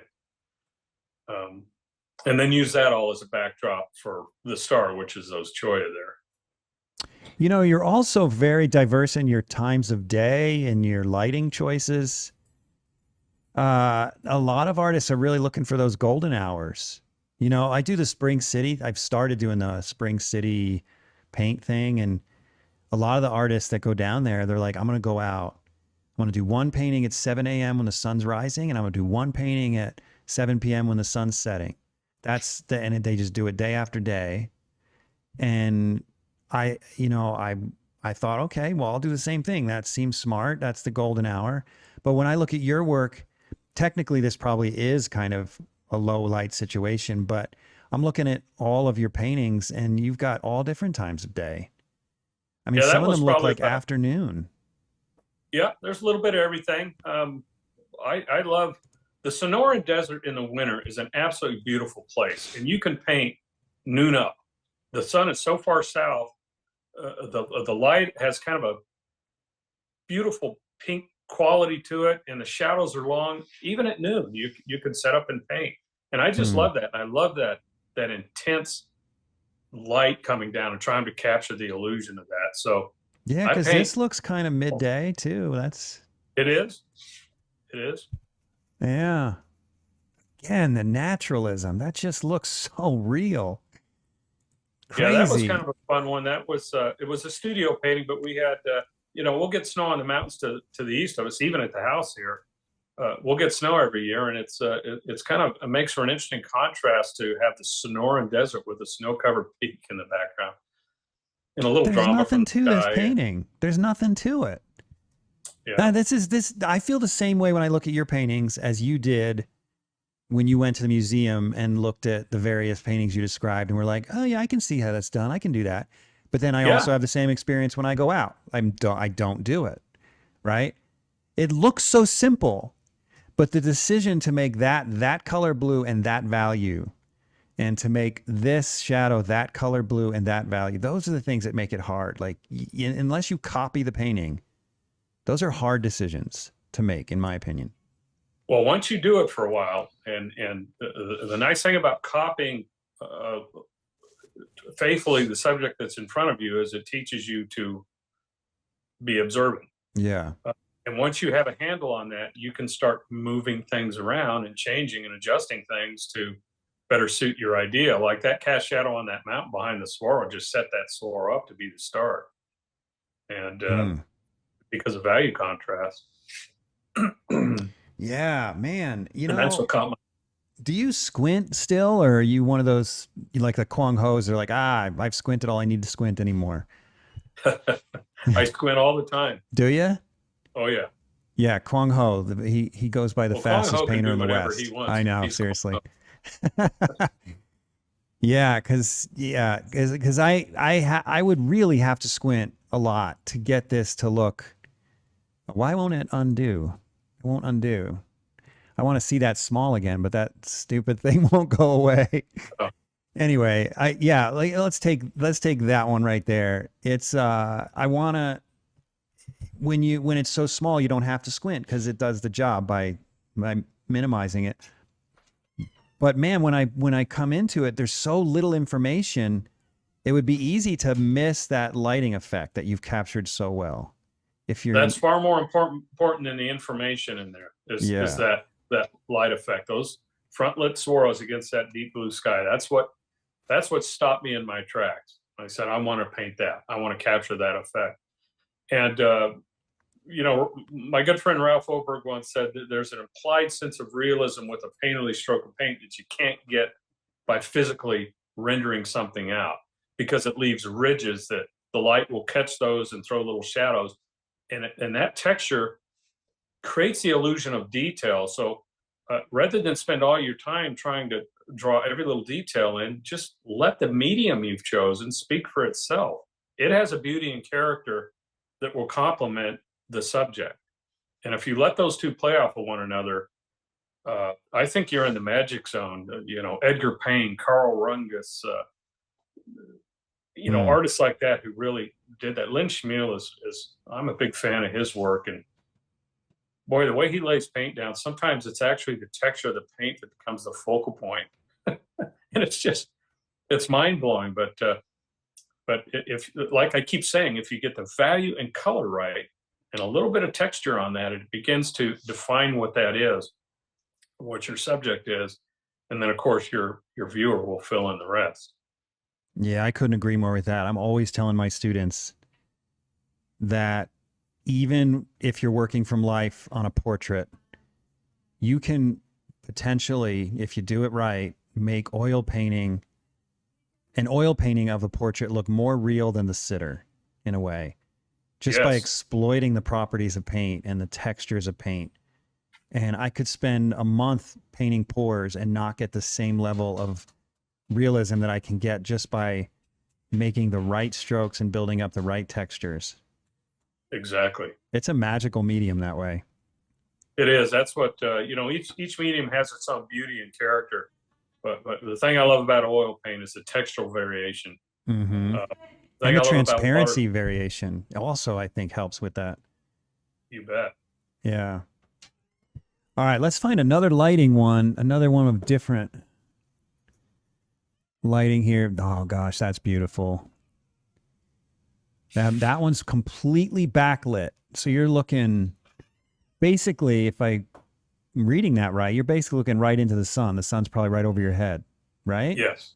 Yeah. Afternoon light. Yeah, man, that's something else. And this is a painting I had laid in and scraped the whole thing off and left the ghost image, and then redesigned the foreground to use that the erosion of that granite is kind of a lead in to the background. That seems almost like it couldn't occur. And I mean that in a positive way. It's just too beautiful. Did you have to move that channel in order to get that composition, or did it actually look like that? Yep, I made a few changes. Okay. There was enough there that it guided me in my decisions, and I exaggerated it a little bit to push Okay. back in. There was water flowing through there too, which added even more interest.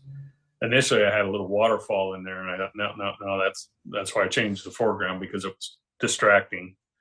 Oh yeah, there's a That's lot one of going the, on there. I could see why waterfall would be maybe too much. yeah, that's one of the most beautiful places I've ever painted. It's in the Sierra, south of Yosemite. Yeah, I got to get to It the was the Sierra. horseback. Yeah, that'd be a good one.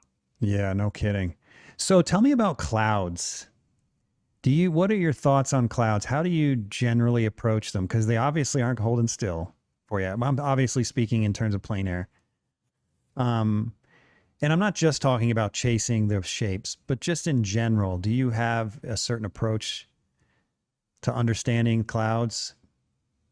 If you're painting, if the subject or the center of interest isn't the clouds, then tune the clouds to the painting, or arrange them so they support the focal point. What In do you other mean words, by don't that? get You mean in too. directionally? Yeah, so the placement of those relative, I put the main round one behind the main peak, because that's kind of what we're playing up to as a focal point, the lighting on that and the snow. So I put those two over there just to kind of lead you to that peak. And that's what I was thinking. But same thing, I get the shadow side of those clouds down, and then go for the highlights. Okay, yeah, They're very that's organic, good. like a foreground of bushes. So you have a lot of leeway in terms of what you can do, as long as you understand that they are a shape, generally a circle. So see the shape, a circle, the form, a sphere, and then cut back into the silhouette with the blue of the eye, and you can create an edge that gives the illusion of that floating. And something for the viewers to understand is, um, white is the only color that warms it as it recedes off into the distance. So those clouds, as they go farther back, the highlights will get warmer and the bellies will get cooler. I didn't know that. Dang it. Yeah. Oh my gosh, I got to come back and watch this and write some of this stuff down. I had no idea that that was the case. Well, think about it. Light is a high key. White is a cool color, titanium white. It's very high key. Excuse me. So it acts like a light source. So the farther away they get, the more dust and particles you're seeing in the air, and that acts as a warming agent. But what happens at the same time is value contrast narrows, so it's not real obvious. But if you're looking at those big floaty clouds that you see sometimes, the ones up close will have really clean highlights, and as they move off in the distance, you can add a little red to those highlights, and they'll set right back there. But what about snow? Snow is white. Snow is the same thing. If you see mountain peaks as they recede off in the distance, those highlights will warm as they go back. What? Really? Okay, now we got to look at more snow paintings. I want to see how you implement this. But we're not talking about some serious warmth, though, right? It's just subtle. Yes, and that's still fairly flat. I'm talking miles. Okay, miles let's find something here. And there might not be any in here that show that. Dude, talking about haze, holy moly, look at that one. Yeah, that was right. So I was camped right to the right of us there, and set up and paid. There was a fire somewhere going on, and painted that, and stayed there for about a week. And that was up in Mount Rainier, was it? Beautiful. Yeah, no kidding. Big peaks. Okay, so let's find one where you can show me, however subtle, how the snow would get. I mean, would it be one of these? Yeah, you're probably not going to see it in these because they're all fairly flat. You're going to want to look out over miles of distance. Okay. To see. I mean, maybe you don't have one on Instagram, but oh wait, this one I can see it. Yeah, a little bit. Yeah, see, this is cooler. This is warmer. Yeah. Oh yeah, look at that. Dang, I never would have thought that. I never would have thought to do that. Oh, you'll see it if you're outdoors. And again, that's one of the things about painting outdoors is the more you do it, the more you'll find yourself getting into things that are so subtle, you begin to question whether it matters. Well, that's the reason you're out there is to process this information through the human eye and mind as opposed to a camera. And then you can make the call right then and there, whether that's important in terms of supporting your concept. Do you think it's possible for one human being, let's say you're the only person on the planet and you were born, obviously if you were born, your mother is alive, she goes away. So it's just you. And then you're presented with some paints and an easel. Do you think it's possible for one person to notice all those things without the discoveries of many, many painters before them? Because it's just, the more podcasts I do, I just keep hearing, yeah, Joe Paquette, when I did his, I was like mind blown. He kept saying things I'd never thought about. You're doing the same thing. And I guess I just can't imagine if I was completely on my own, that I would ever in my lifetime discover some of these things that you're talking about. I know. I think we're all on the shoulders of artists from the past and what they've done. I told you earlier that after I got out of college and I went and toured around to some of the museums, looking at a painting to me was like reading a book. I mean, if you analyze it properly and reverse engineer it and try to figure out why did they do that? Why did they do that there and not here? What were they thinking? How did it all come together? And there's so much to learn from looking at other people's artwork. And of course, there are plenty of great books out there. Yeah, so I certainly wouldn't be where I am, good or bad, if it weren't for so many artists who came before me and my contemporaries. As you know, social media is a bit of a cesspool of information, but if you learn to filter through it, there's so many terrific paintings popping up all the time. Artists from Russia that I've never heard of, didn't know exist. My contemporaries, I get to see their work before it goes to a show or something, and it's so inspiring. And there's so much to learn by looking at those paintings. I just eat that stuff up and then pull them off and stick them into little folders and yeah, same. Yeah. If I hit a wall, I figure there are two ways out: look at great artwork or go outdoors. All the answers to pretty much any question I have are out there in the natural world. I can find those answers oftentimes more quickly by looking at other artists' work. You mentioned Kwang Ho earlier. Man, what a genius he is. Look, and he's all over the board. But everything is grounded on the foundational principles and brilliant observation, and it all starts with a great idea. Yeah, the thing about Kwang Ho, one of the things he said that was a complete contradiction to what I learned in college was, you don't need to figure out a shtick to do.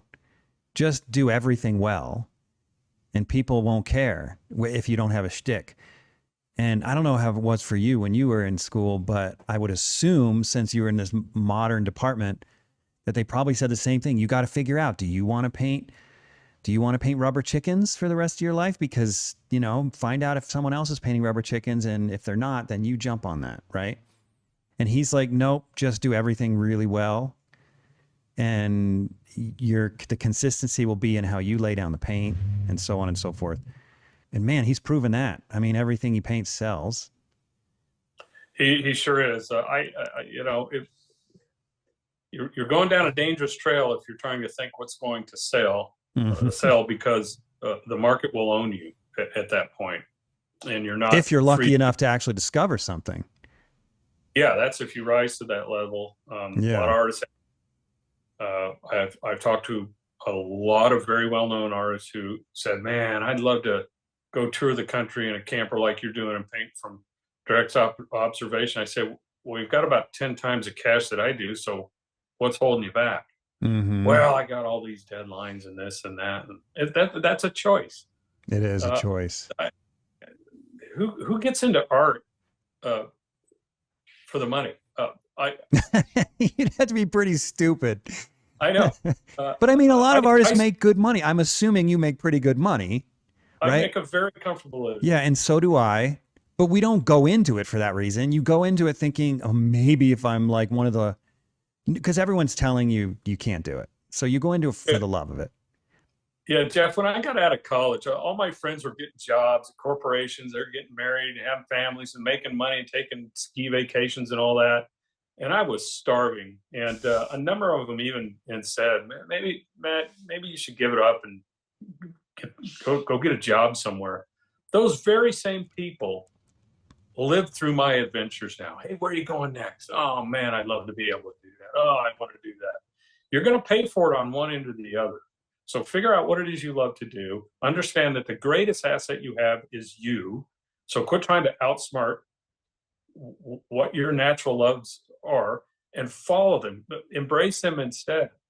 With me, it took me a while. I had to go through several genres before I figured out what was right in front of me, what I truly loved and wanted to do, which was spend a life outdoors and travel whenever I wanted to with that.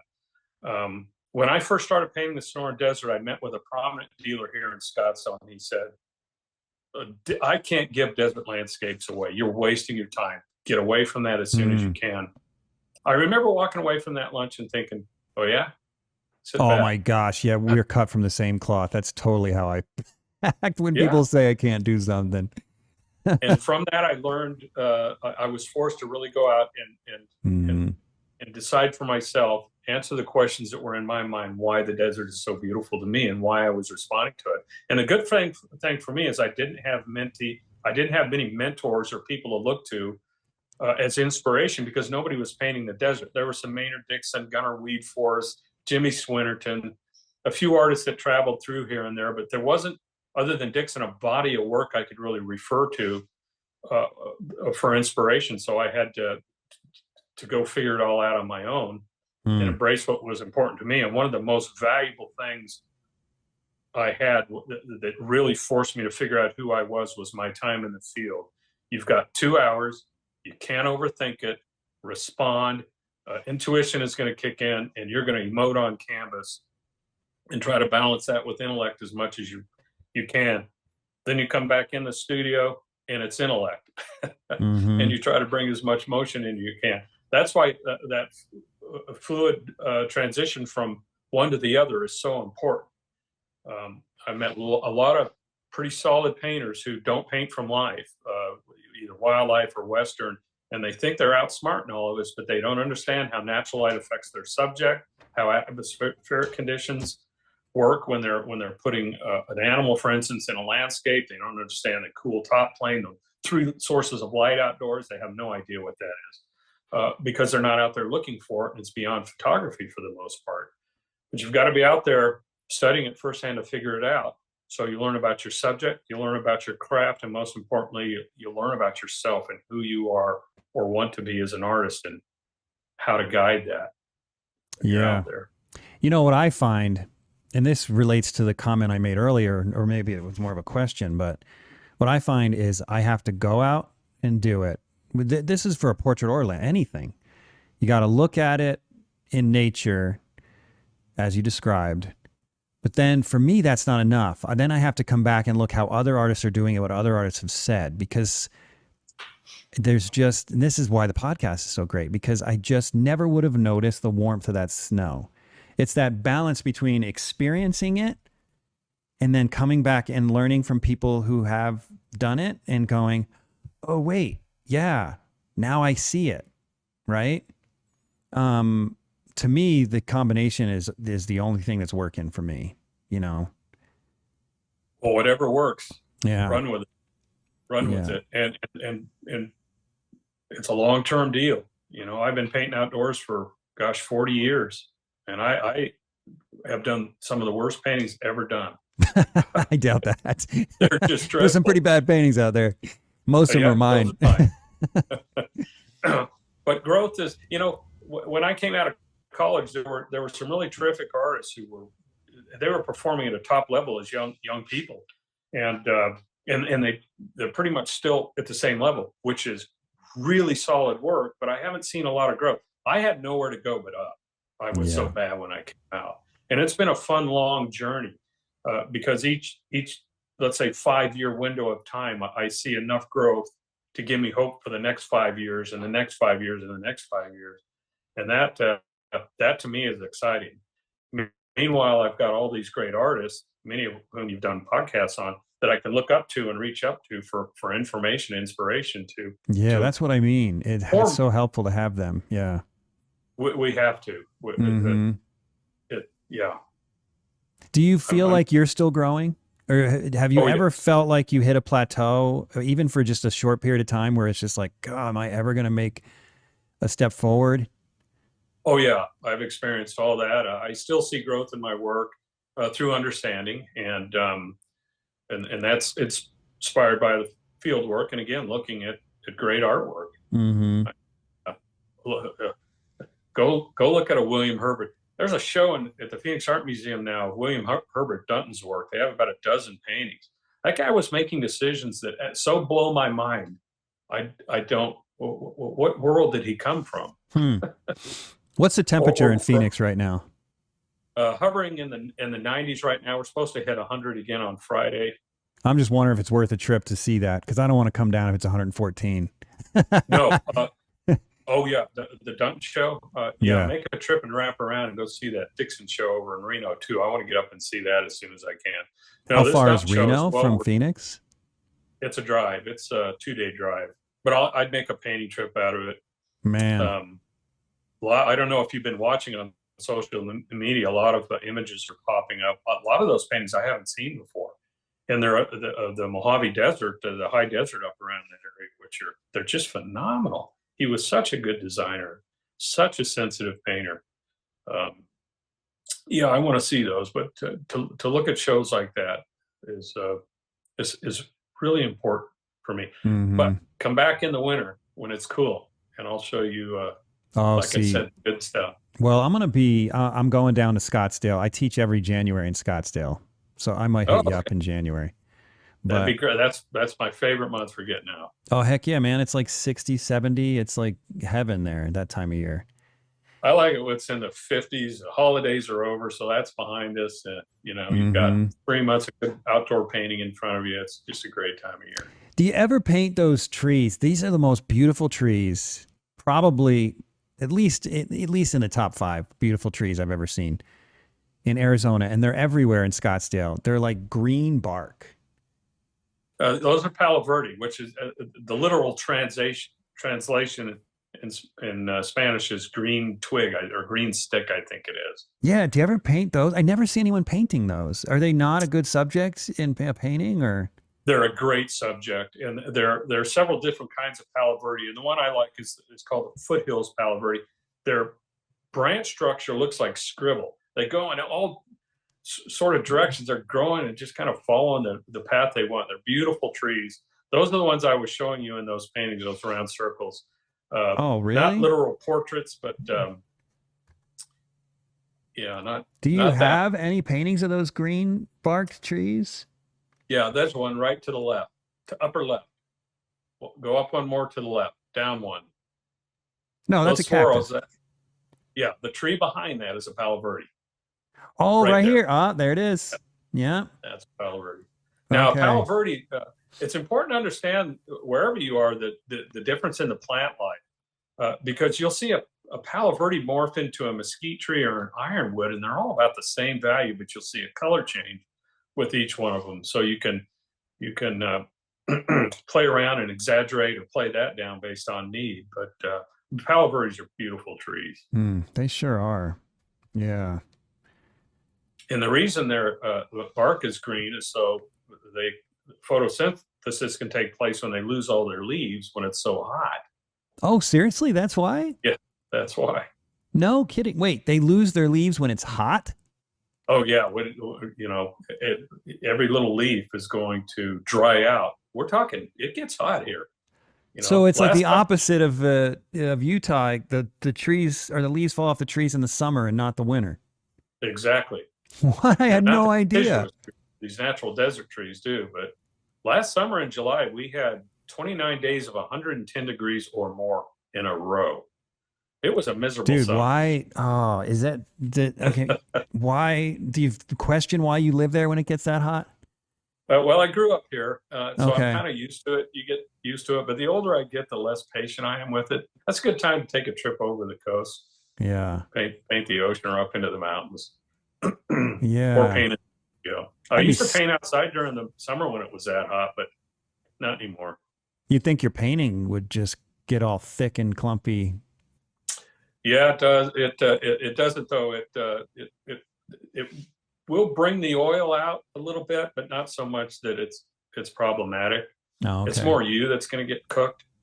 Yeah, Um, seriously. but if you want to paint that time of year believably, you have to experience it.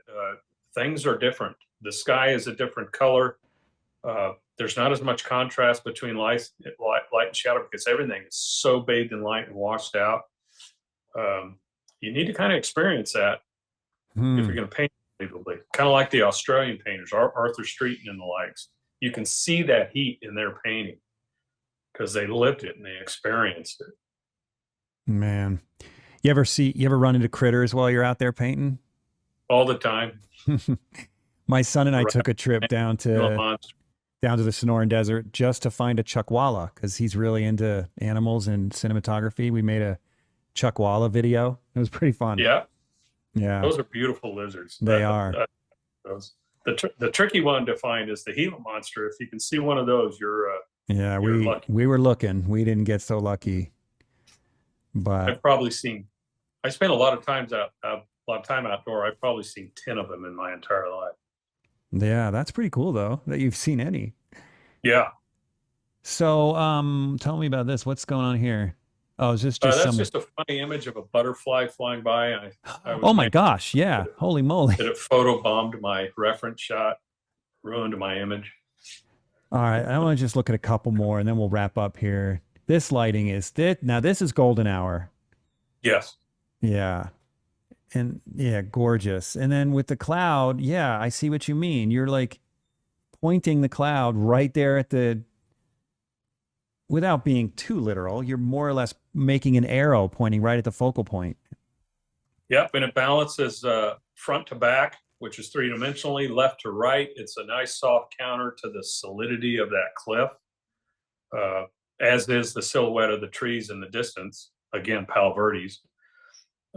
So it's a Hmm. play on hard edges, soft edges, and that evening light. And again, Beautiful. I squint at it or reduce it, and the values are not what they are with my eyes wide open. So when I squinted at it, I'm like, man, the foreground's quite dark. Hmm. And but with my eyes wide open, I would judge these foreground values as being pretty light. You really do have to be sensitive to value out there. Well, you better be in the desert, like I say, because form is so absent for the most part in the plant life. You have to understand it. Yeah, and you see it much more here in the thumbnail, the value difference. Correct. Definitely. Did we look at this one? No, Wow. That one's big. It's got to be big. it wasn't that big. I think it was maybe in 1824 or 2026 or something along those lines. And that's the desert just out to the east of me. I just rode out on my side by side and did a study and came back and did that in the studio. Man, that one's gorgeous. Jeez. Oh, the layer of shadows and color as that stuff recedes off in the distance. I am so fortunate to live where I am. This uh, this is Tano National Forest, and it's the fifth largest national forest in the United States. It's 3 million acres, and it's Holy one moly. block from Seriously? 3 million acres. One It is block huge. from you? 1 block away. That's why I moved into this house, uh, so I have access to that desert, Oh my gosh, and that it's is wonderful because awesome. you asked about critters. We get the critters around the house all the time: coyotes, bobcat, javelina, every sort of bird, Hmm. lizards, snakes.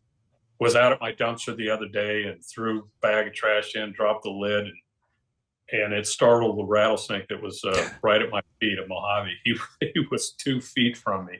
I Oh never even saw man. him. He didn't rattle till he heard that lid go down. Yeah. Yeah. My son and I caught a rattlesnake once. He was 12. And This is another one of those bad dad moments. Although this Yeah, one I is was not going to so say bad. that's a good learning experience. Well, he had a snake hook. He's a total animal nut, and so very carefully he caught this rattlesnake, and we did a video of it. But the whole time I'm like, oh my gosh, don't bite my kid, don't bite my kid. Yeah, It yeah. worked out, but one of the things that's cool about this too is I don't know if this was luck or what, but this nice little note of warmth in the cactus is so beautiful right up here. Yep. I'm a bit of a nut on saguaro and their anatomy and drawing. I see so many mistakes people make when they paint a swirl. They paint what they think it's doing rather than what it's actually doing. So they paint the arms like they're coming out of the main stalk of the swirl as though they're tree branches, and they're not. And Oh, you'll also see coloration from the base of a swirl, which is the oldest part, where it'll scar over like it did there, and it looks like alligator hide. And then it will move into an ochre, and then into kind of a yellow green, and then cooler green, and they get darker at the top. And I'm kind of a nut for watching that and exaggerating it if I must, to add more interest to a saguaro, which I did to that one. And of course, if wildfires come through, generally in the desert, they move quickly, and there's not, like in a case here, the only thing that's burning beneath that saguaro is the sage. So it'll burn quick, scar the base of the saguaro, and move on, and the saguaro lives and has that scar tissue there, and that's what you're seeing. is that partly because the saguaro is so packed full of water? Yeah, that is a large part of it, but there's not a lot there. It'll burn the thorns off, but because there's so much moisture in it, that skin will scar, but if it's not too Interesting. bad, it'll live. Yeah. So tell me about the anatomy of the I don't even know what they're called. The branches, You say they don't grow out like a branch, but how do they? They sure look like they do. If you look closely, when that arm comes down and joins that main stalk, it kind of twists up and pinches into the main column. And inside that is they're actually trees, because they have a wooden inner structure. If you've ever seen a dead saguaro, and that comes out there, and that's the point where everything filters through to feed the arms. And they generally don't pop out till they're about 75 years old. You'll see it'll come out as like a little marble-sized growth that turns into a golf ball, then into a cantaloupe, and then it starts growing upward. So some of these are hundreds of years old. Are you telling me? Yes. You're kidding Even me. a spear, which is a saguaro with no arms, before it pops an arm, like I say, is around 75 years old. Oh They're my very gosh, I slow growing. had no idea. They're amazing and beautiful plants. If you come out, I'll take you to some forests that are really thick and dense, like this place out here. You can stand at the base on a windy day and just listen to the wind blow through those thorns, and watch the things kind of wave in the wind slowly. They're just beautiful. They're fascinating plants. I mean, it's a good thing they don't burn because if they grow that slow, Well, they will. I mean, if you get a really bad forest fire, we had about 200,000 acres burned 5 years ago. One of my favorite areas to paint, and it cooked a lot of mature saguaros for miles and miles. It was just the saddest thing. that's too bad. But if that fire is moving quickly and is low, they'll be okay. Same thing with a forest. I mean, once that fire gets up into the canopy, that's when you're in trouble. That's when Yeah. it jumps from tree and they're done. Yeah. All right. I want to look for another saguaro because I still don't think I understand what you mean. So it Okay, comes see that in. arm? See Yeah. how it twists down and in and pinches off right as it goes into the main? Oh, yeah. I see what you mean. Kind of like a sausage. Yeah, exactly. Okay. So a lot of Okay. people paint them like a tree branch that kind of slowly goes up, and then, kind of that's so, Right. or they'll paint them perfectly symmetrical with two even arms, like you're being held up. Put a little cowboy hat on the middle one. There you go. They're like people, they each have similarities, but their own unique drawing and look. And so you might roam around a little bit before you find the perfect one, the one that has character, like an old guy with a beard and little round glasses kind of thing. Yeah. Oh, man, yeah, And you see those two were different colors. They'll change color from one area to another. Yeah. You know that to bring this one back, this is so wild how it just feels like a telephone poles, a series of telephone poles that go Yeah. around the valley there. But they're all spaced differently. I've got to be really aware of that, the spacing on these things, so you don't create a pattern that looks man-made. No, that's the thing is it looks, even though it feels almost like telephone poles because it does follow that perspective, it Hmm. definitely is organic. There's nothing predictable about it. That's really nice. All right. So I saw one more I wanted to look at, and then I'll ask you the final question. Does this one's different than anything else we've looked at? So I don't know. Maybe you Okay, could you make a see in couple this one comments. how you see in that foreground snow how much cooler it is in the mountain in the distance. Yeah. And the highlight on the other side, move the arrow, see the snow there, the highlights, Yeah. how they're They're the much more. lighter highlights Mm-hmm. are slightly cooler than they are back there. What about the value difference? The value difference can be pretty close. Usually it's not quite as intense as it is in the foreground. But again, what happens is as things recede off in the distance, the contrast between light and shadow narrows. So you have to make sure you get that. Now in this painting, it's not that obvious because our eye adjusts for that big open shadow in the foreground. So you can see into it more than you can with that shadow in the distance because it's smaller. I really liked how you simplified these bushes. They really look convincing. So one Mhm. question I have, I understand why it works. I don't know if it was intentional. I'm assuming it was, but I understand why it works from a color perspective. You've got way more chromatic colors up here than you do in the mountain shadows. So obviously the mountain shadows being lower chroma are going to fall back. But if I had painted this not knowing as much clearly as much as you do about landscape painting, I might have thought, oh well, this painting this should be cooler than up here, but it's arguably warmer. I mean, it's a different. So I don't know what. It's more neutral. Yeah, it's more neutral, I I was guess. focusing more on value. Yeah, I was focusing more on value with that than color. Kept the color in the foreground and bring it forward, Yeah. and Okay. just kept that as a simple graphic shape back there to define directional light and the light and shadow separation. So you've got a That was lot of fun choices. You don't. to You're do. clearly not following a formula in No, creating depth.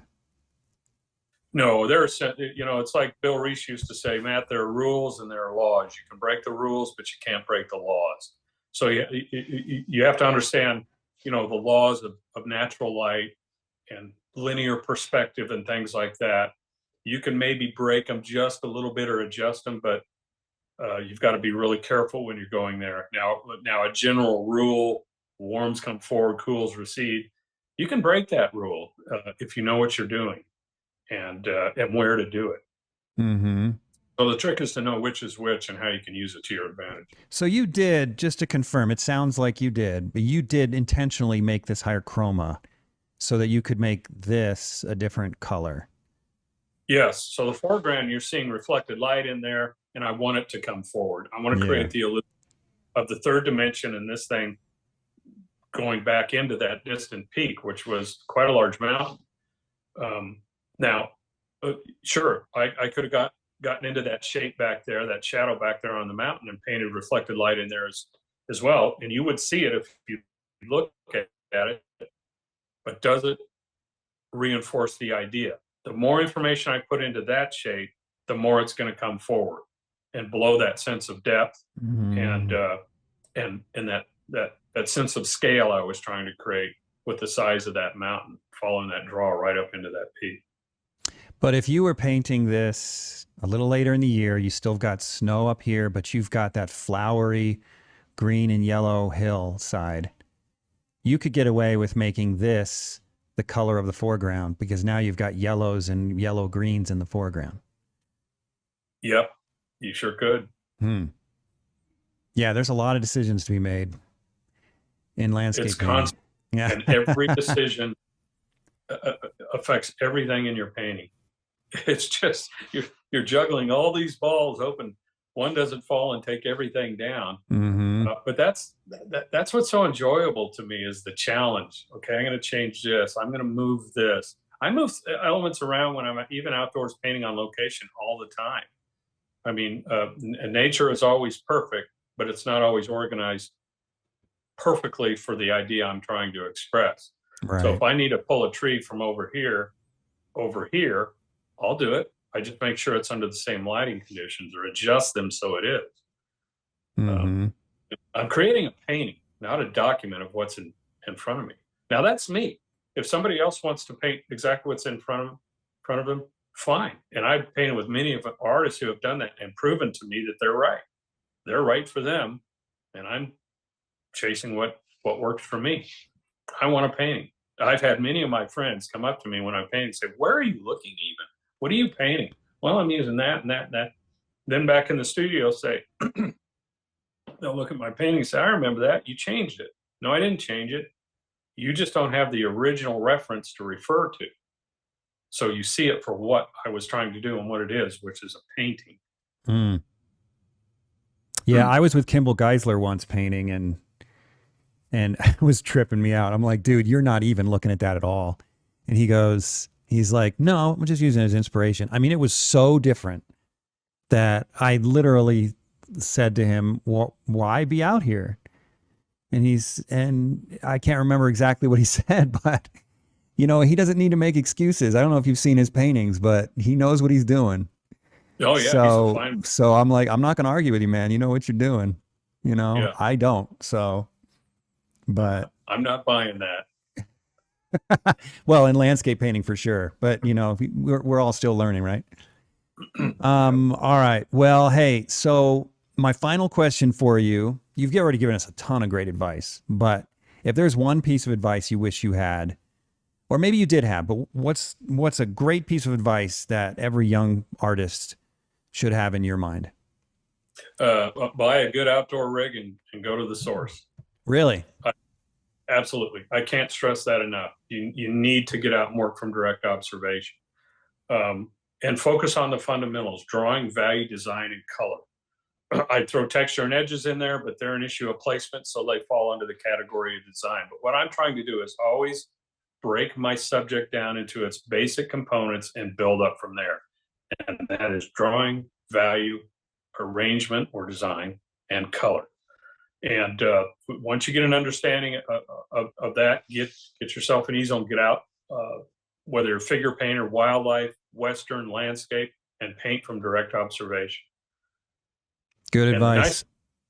The nice thing about outdoor painting as opposed to studio painting, you can hire a model in the studio and work from the model for over a period of days. Outdoors, you've got that window of time before the light and shadows have changed dramatically enough that you're into a new painting. And forcing yourself to work within that window of time really force you to make decisions quickly, intuitively, and over time you gain a lot of experience and understanding from that, and out comes you. And that's like I said earlier, that's your greatest asset is you have something to say, whether you know it or not. Just train yourself to the point where craft doesn't get in the way of you expressing your idea, and you'll be fine. Great advice, man. Hey, it was a huge honor to have you on the show. I learned a ton. I'm excited to get out and paint again, try and apply some of this stuff. So thank you very much.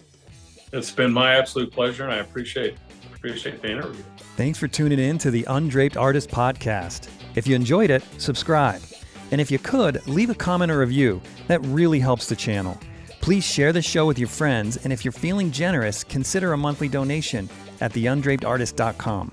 Thanks again for watching. We'll see you next week.